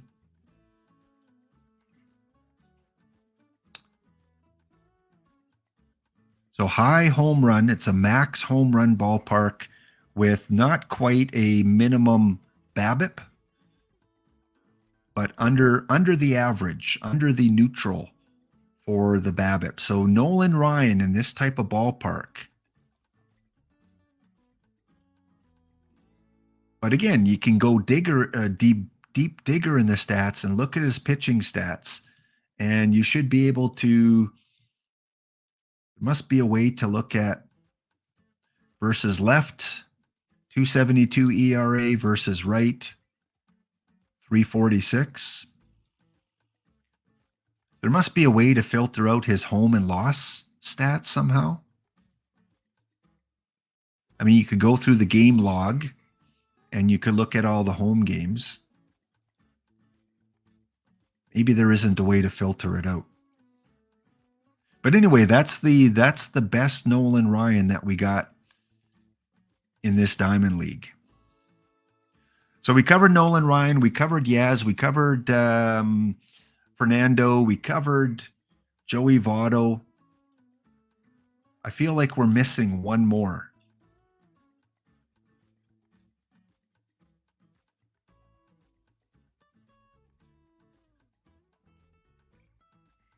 Ryan, Votto, Galvin. No, Franco. John Franco. Yeah. I love John Franco. I love that card.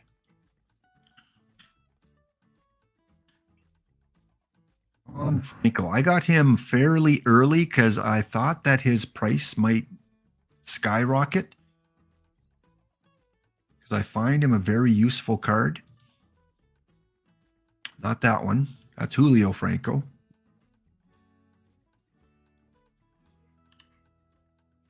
And where is he? John Franco.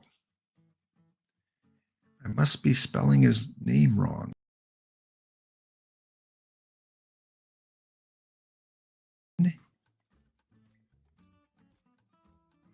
Very cheap. To me, this is a 3 not gouge. Every team should have a John Franco, except maybe the perfect league teams. But if you're diamond or below, you should have a John Franco. Especially if you're favoring kind of the lefties, the lefty pitchers. Almost 100 control, good movement, good stuff. He's not overly splitty. And again, I don't know how many teams own him, but at that price, I'm guessing a few. On the cryptocurrency team, a 2.25 ERA. On Brooklyn, 2.12 ERA. Alaska, well, he's at 5.56. OK Oaks, 3.54. 4.13 on my team. And 2.42 on my theme team.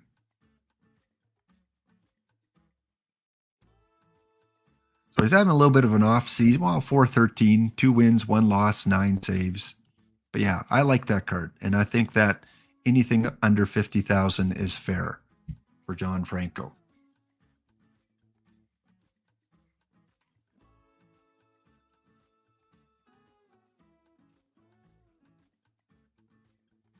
All right, so again, welcome everyone to the channel. We are going to be doing a giveaway in about 15 or 20 minutes. talking about Milestone 1 missions. We will be talking about the Milestone 2 missions next week, of course. Again, EVC, make sure you enter his contest. He posted the link to his Google form in the chat. Scroll up and you should see it. And if he's still in the chat, he can repost it. You don't have much time. You've only got less than an hour, a couple hours to get that in, 6 p.m. Eastern, if you've forgotten to enter that. All right, we are going to go in and do our historical replay. Got to get that done.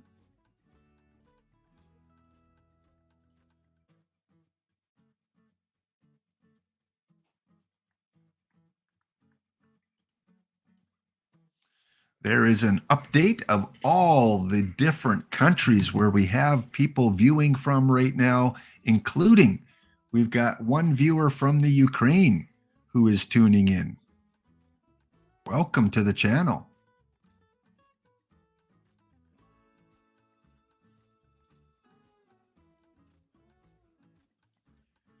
All right, let me get all the right windows up here. So before I play the historical game, I always like to connect OOTP to the past. And one thing I like to do is to look at baseball history, this day in history. So there you go. Yes, they can still guess. You've got till 6 p.m. Eastern tonight. EVC posted the form in the chat. So this day in history, on Groundhog Day in 1876, the National League is formed in New York City at the instigation of William Holbert. Yes, the National League is formed on this day in history back in 1876. The new circuit will field 8 teams in its inaugural season and will become the blueprint for professional sports teams in North America. You learn something new every day. And in this case, we're over 100 years ago. Also on this day in history, 24 years ago, San Diego Padre outfielder Greg Vaughn becomes the first player traded in Major League history after he hit 50 home runs during the season. Imagine that. You hit 50 home runs, we're trading you. First player in history to hit 50 ball go fars, and he gets traded. He's dealt to the Reds, so I'm sure Gorgo remembers that trade, along with Mark Sweeney for Reggie Sanders, Damian Jackson, and Josh Harris. I remember Vaughn and Sweeney a lot more than the other three. He would only spend one season in Cincinnati. He hit .245 with 45 home runs and 118 RBIs. Funny story. When he was traded to the Reds, he refused to shave off his goatee.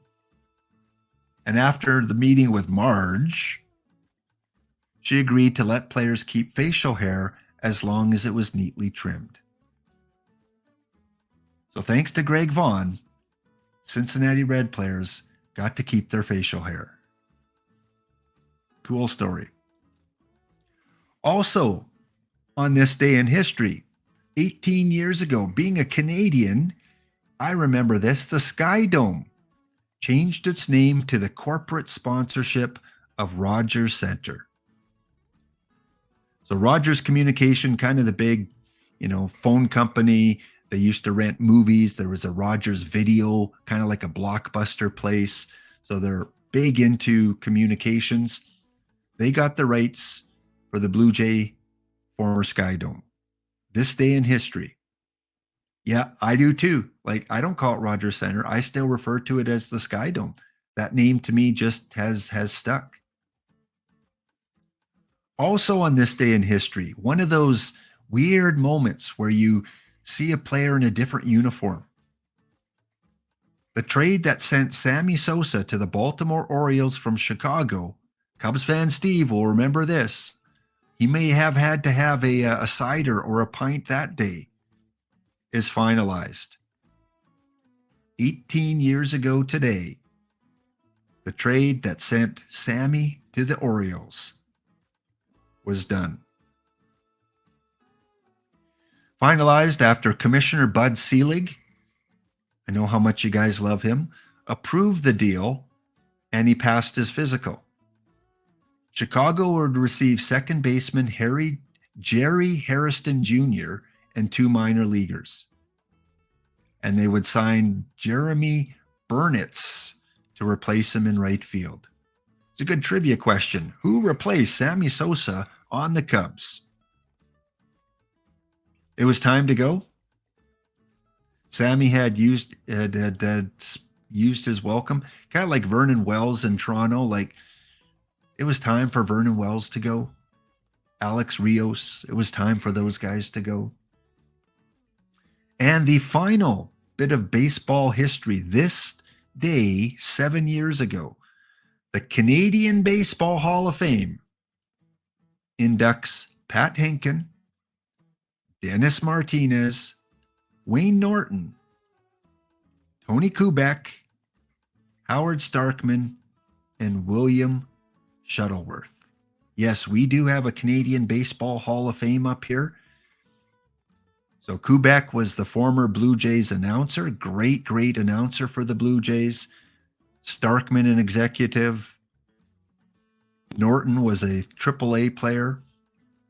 And of course, Dennis Martinez was the only Expo to throw a perfect game. The only Expo. Pat Hinken, great Blue Jay. Was the first Jay to win the Cy Young Award. That would have been a great trivia question. Who was the first? I mean, everyone would have said, oh, Dave Stieb or Roy Halladay. Nope. It was Pat Hinken. Even Roger Clemens won the Cy Young Award with the Blue Jays. So pitchers can have success at the Sky Dome, right, Wolfie? At the Sky Dome. Yeah, Kubek and Garagiola you can't count out some of the other great broadcasters. Vin Scully, of course. But they definitely, and they have a pretty good crew now, but those guys bring back a lot of great baseball memories. Okay, let's get to our game. And after the game, we will go ahead and do our draw. So thanks for hanging in there. Over 200 of you guys hanging in on this Thursday afternoon. Hope you have something fun planned tonight. Grab a beverage and watch DishNet at 9 p.m. Eastern. Find out what missions we have, and then frantically go to the card shop and either sell your cards.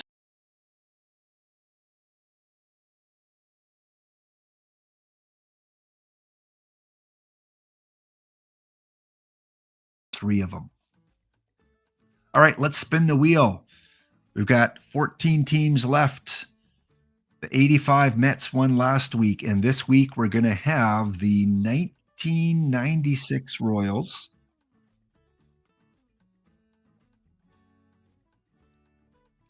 Let me just program them into the game off screen. So they won their preliminary round, and they are 75-86 back in 1996. So not the strongest team. And they are going to face off against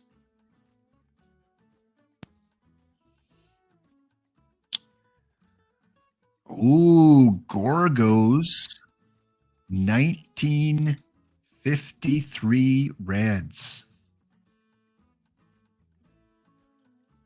Let me program those in. And that, I believe, was the championship Reds at that time. Maybe not. Maybe let's do the little reading here. Yeah, I'm not sure if they won the championship in 1953. Now we got to find out if we are going to keep home field with the Reds. Will the Reds keep home field advantage in this one-game playdown? And yes, they will. The Reds will keep the advantage. All right, so let's go back to the game screen. Turn that down and move that over.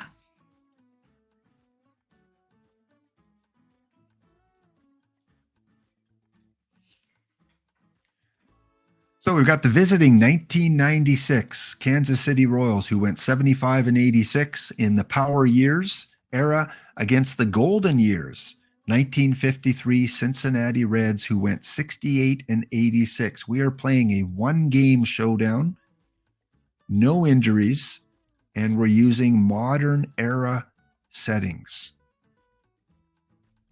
for our baseball environment.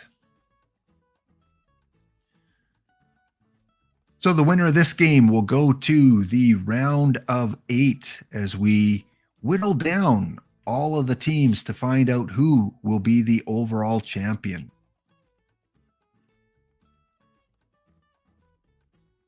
Taking a look at the lineups for your visiting Kansas City Royals, we've got Tom Goodman leading off, Jose Offerman playing first base and hitting second, Joe Randa third base, Mike Sweeney catching and hitting in the cleanup role, Michael Tucker in right field, Keith Lockhart playing second base, David Howard hitting seventh, playing shortstop, Johnny Damon. Johnny Damon. How old is this Johnny Damon? 22-year-old Johnny Damon. This is his first year. This is rookie Johnny Damon, the caveman. Wonder what Marge would have thought about Johnny Damon. And Kevin Appier will be pitching for the Royals. For the 1953 Reds, we've got Bobby Adams playing third base and leading off. Jim Greengrass, great name, hitting second. Ted Kluszewski. You might have heard of this guy. Hey, get your Ted Kluszewski in packs. Ted Kluszewski, this was kind of the peak years of his career. He hit .316 this year with 40 home runs. So he will be batting third. We have Gus Bell in the cleanup spot, Willard Marshall, and another well-known OOTP name, Andy Semeniuk. Andy Semeniuk, who at this time was near the end of his career, 33-year-old Andy Semeniuk. He did have 19 home runs this year.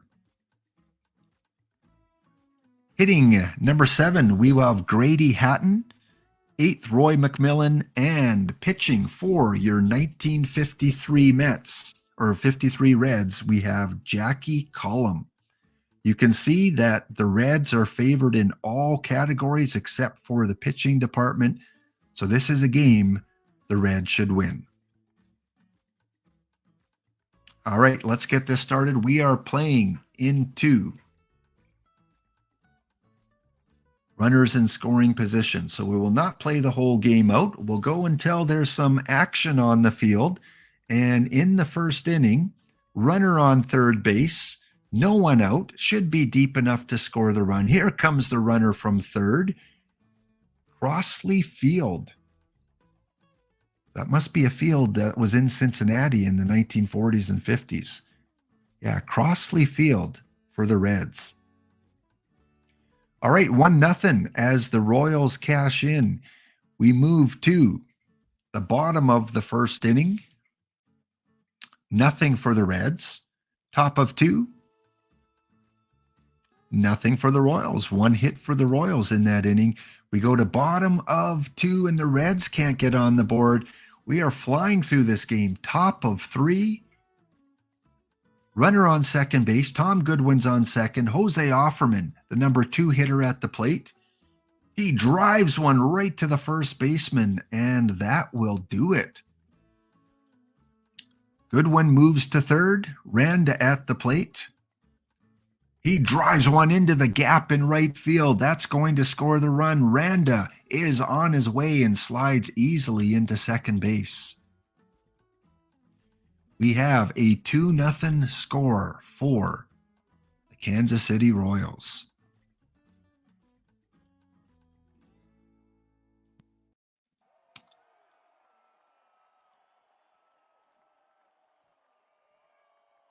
Get a little ambiance here. Little ambiance for the game. Mike Sweeney at the plate, runner on second base. Sweeney drives one into center field. That is going to fall. That is going to score the third run. And Sweeney, the cleanup hitter for Kansas City, safe at second base.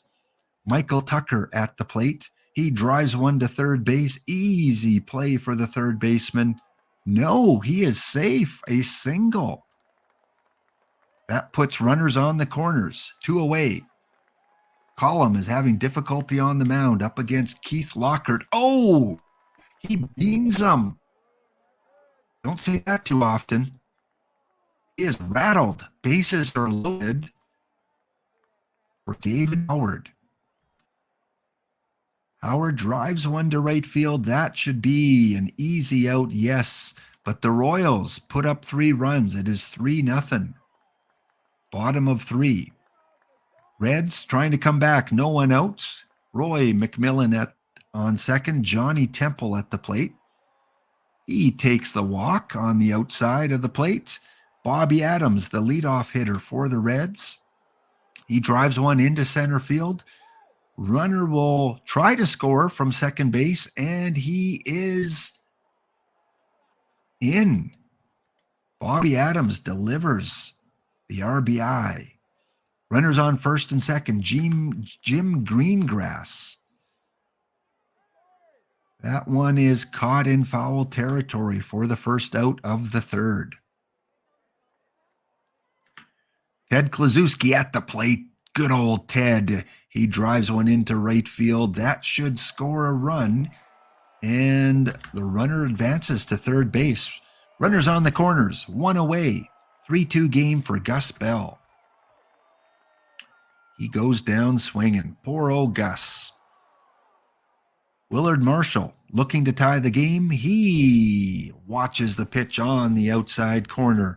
And after 3 innings, it is 3-2 for your 96 Royals. Nothing going for the Royals in the fourth or for the Reds. We go to top of 5. 2 away. Kansas City has a runner on second base. Keith Lockhart back at the plate. He pops one up and the first baseman takes that. And that's it for the Royals. Bottom of 5. Runners on the corners for the Reds. William Marshall at the plate. And the ball gets away from the catcher. Sweeney loses a hold of that one, and that's going to score the tying run. Marshall still at the plate. And this one, Sweeney gives way to the third baseman. 3-3 after 5. 96 Royals versus the 53 Reds. Top of 6, Kansas City scores a run. Must have been a home run. Let's check that game log. Top of 6. Johnny Damon, the caveman. Solo shot to give the Royals a 4-3 lead. Nothing for the Reds in the bottom of 6. Top of 7. Joe Randa on second base. Ted, who do we got on the first base? Can't quite see that name. Mike Sweeney, I think, on first base. Michael Tucker at the plate. Is that 2? Yes. An inning-ending double play as we head to the stretch and the bottom of the 7th inning.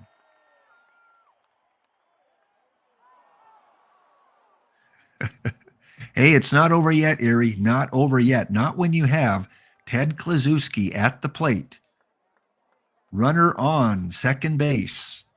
Kluszewski, Greengrass, Kevin Appier. Here's the pitch, and Kluszewski just gets underneath it. And that'll do it. We go to top of 8, 4-3. The 96 Royals winning. And they have 1 out, runner on second for Johnny Damon. Johnny Damon, fly out to left field. 2 away. Mike McFarland at the plate. He drives one into center field. That should be a routine play. Yes, we go to bottom of 8. 4-3 Royals. We go to top of 9. And we are going to the bottom of the 9th inning. 4-3 for Kansas City. The Reds have their number 8, 9, and 1 hitter scheduled to come up. First up, we've got in relief, Mr. Jason Jacome up against Roy McMillan. And a strikeout, 1 away. Pinch hitter, Hobie Landreth. Take a look at what his capabilities are. In 1953, Hobie Landreth hit .240, 3 home runs. There's his ratings as a 23-year-old. His avoid K is really good. Let's see if he can get the Reds on the base paths. Weak grounder to second base. That will retire the pinch hitter, and it's up to Bobby Adams. Bobby Adams is hitting .500 in the game so far. Not very good ratings. But in 1953, Bobby Adams hit .275 with 8 home runs. So he does have some home run capability. Here's the pitch. It is going to be the end of the hopes and the dreams of the 1953 Reds. And we have Kansas City, 1996, advancing to the round of 8. Kevin Appier takes the win. 1 win in this tournament. 7 innings, 9 hits, 3 earned runs. And I don't know if I can pronounce his name. Fred Lefty Bakzewski. Bakzewski takes the loss for the Royals. Player of the game was Kevin Appier. Home run-wise, we only had the 1 home run by Johnny Damon, which ended up being the game-deciding home run in the top of the 6th inning. So there we go. The Kansas City Royals from 1996 will join the 1985 New York Mets as 2 of the top 8 teams.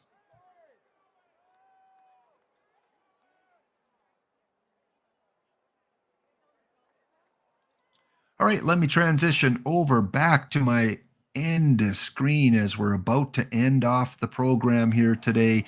We talked Groundhog Day, we talked weather, we talked cider, we talked about some of the best food that you can get in Sheffield.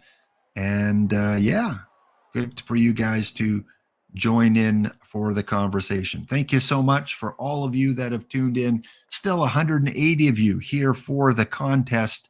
We will get to that right away. Let me just get back to my main screen. Go, leave that. All right, last contest.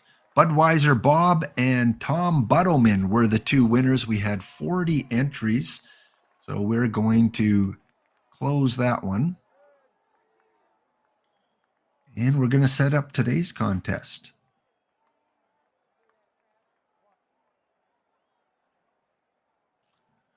There we go. The contest is live. Exclamation enter, exclamation ticket. Get your entries in. We're going to let it run for a little bit.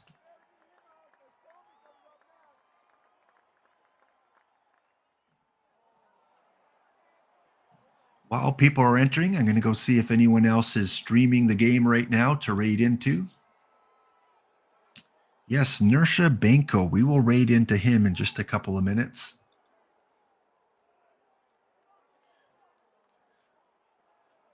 Thank you again, guys, for tuning in. We've got 80 of you from the US of A, 10 of you from my home country, Canada, 8 from Germany. Marcus, if you're watching from Germany, welcome to the broadcast.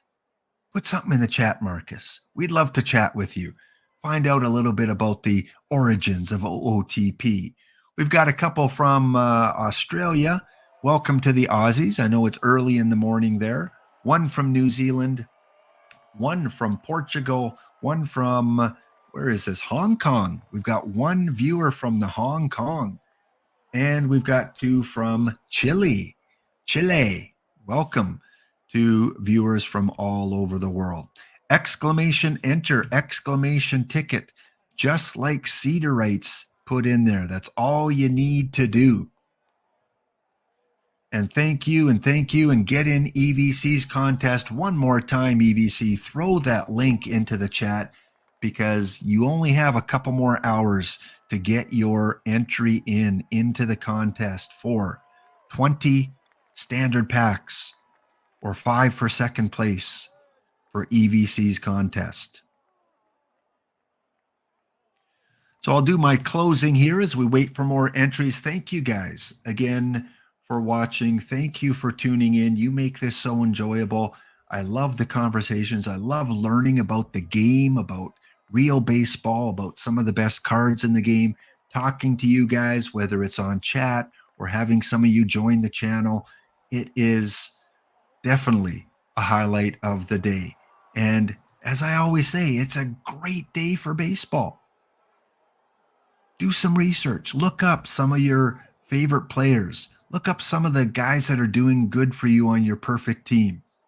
Think of a theme team and maybe a team you want to enter this version or next version of the game. As always, be kind to one another, but especially be kind to yourself. You have to be kind to yourself before you can kind of treat others with the same respect and dignity. It is tough with the weather situation, with the financial situation out there. You know, we're not knowing if things are going to crash or not crash. Prices are going up with inflation, gas prices, you know, it's tough out there, guys. So be kind to those around you. You never know what they might be going through. Have a wonderful, wonderful day. Join DishNet tonight at 9 p.m. Eastern. Check out the new missions and milestones. And in just a couple minutes, we're going to go and raid Nershabenko. So if you need your drops, stay tuned for Nersha's stream because he is one of the affiliates.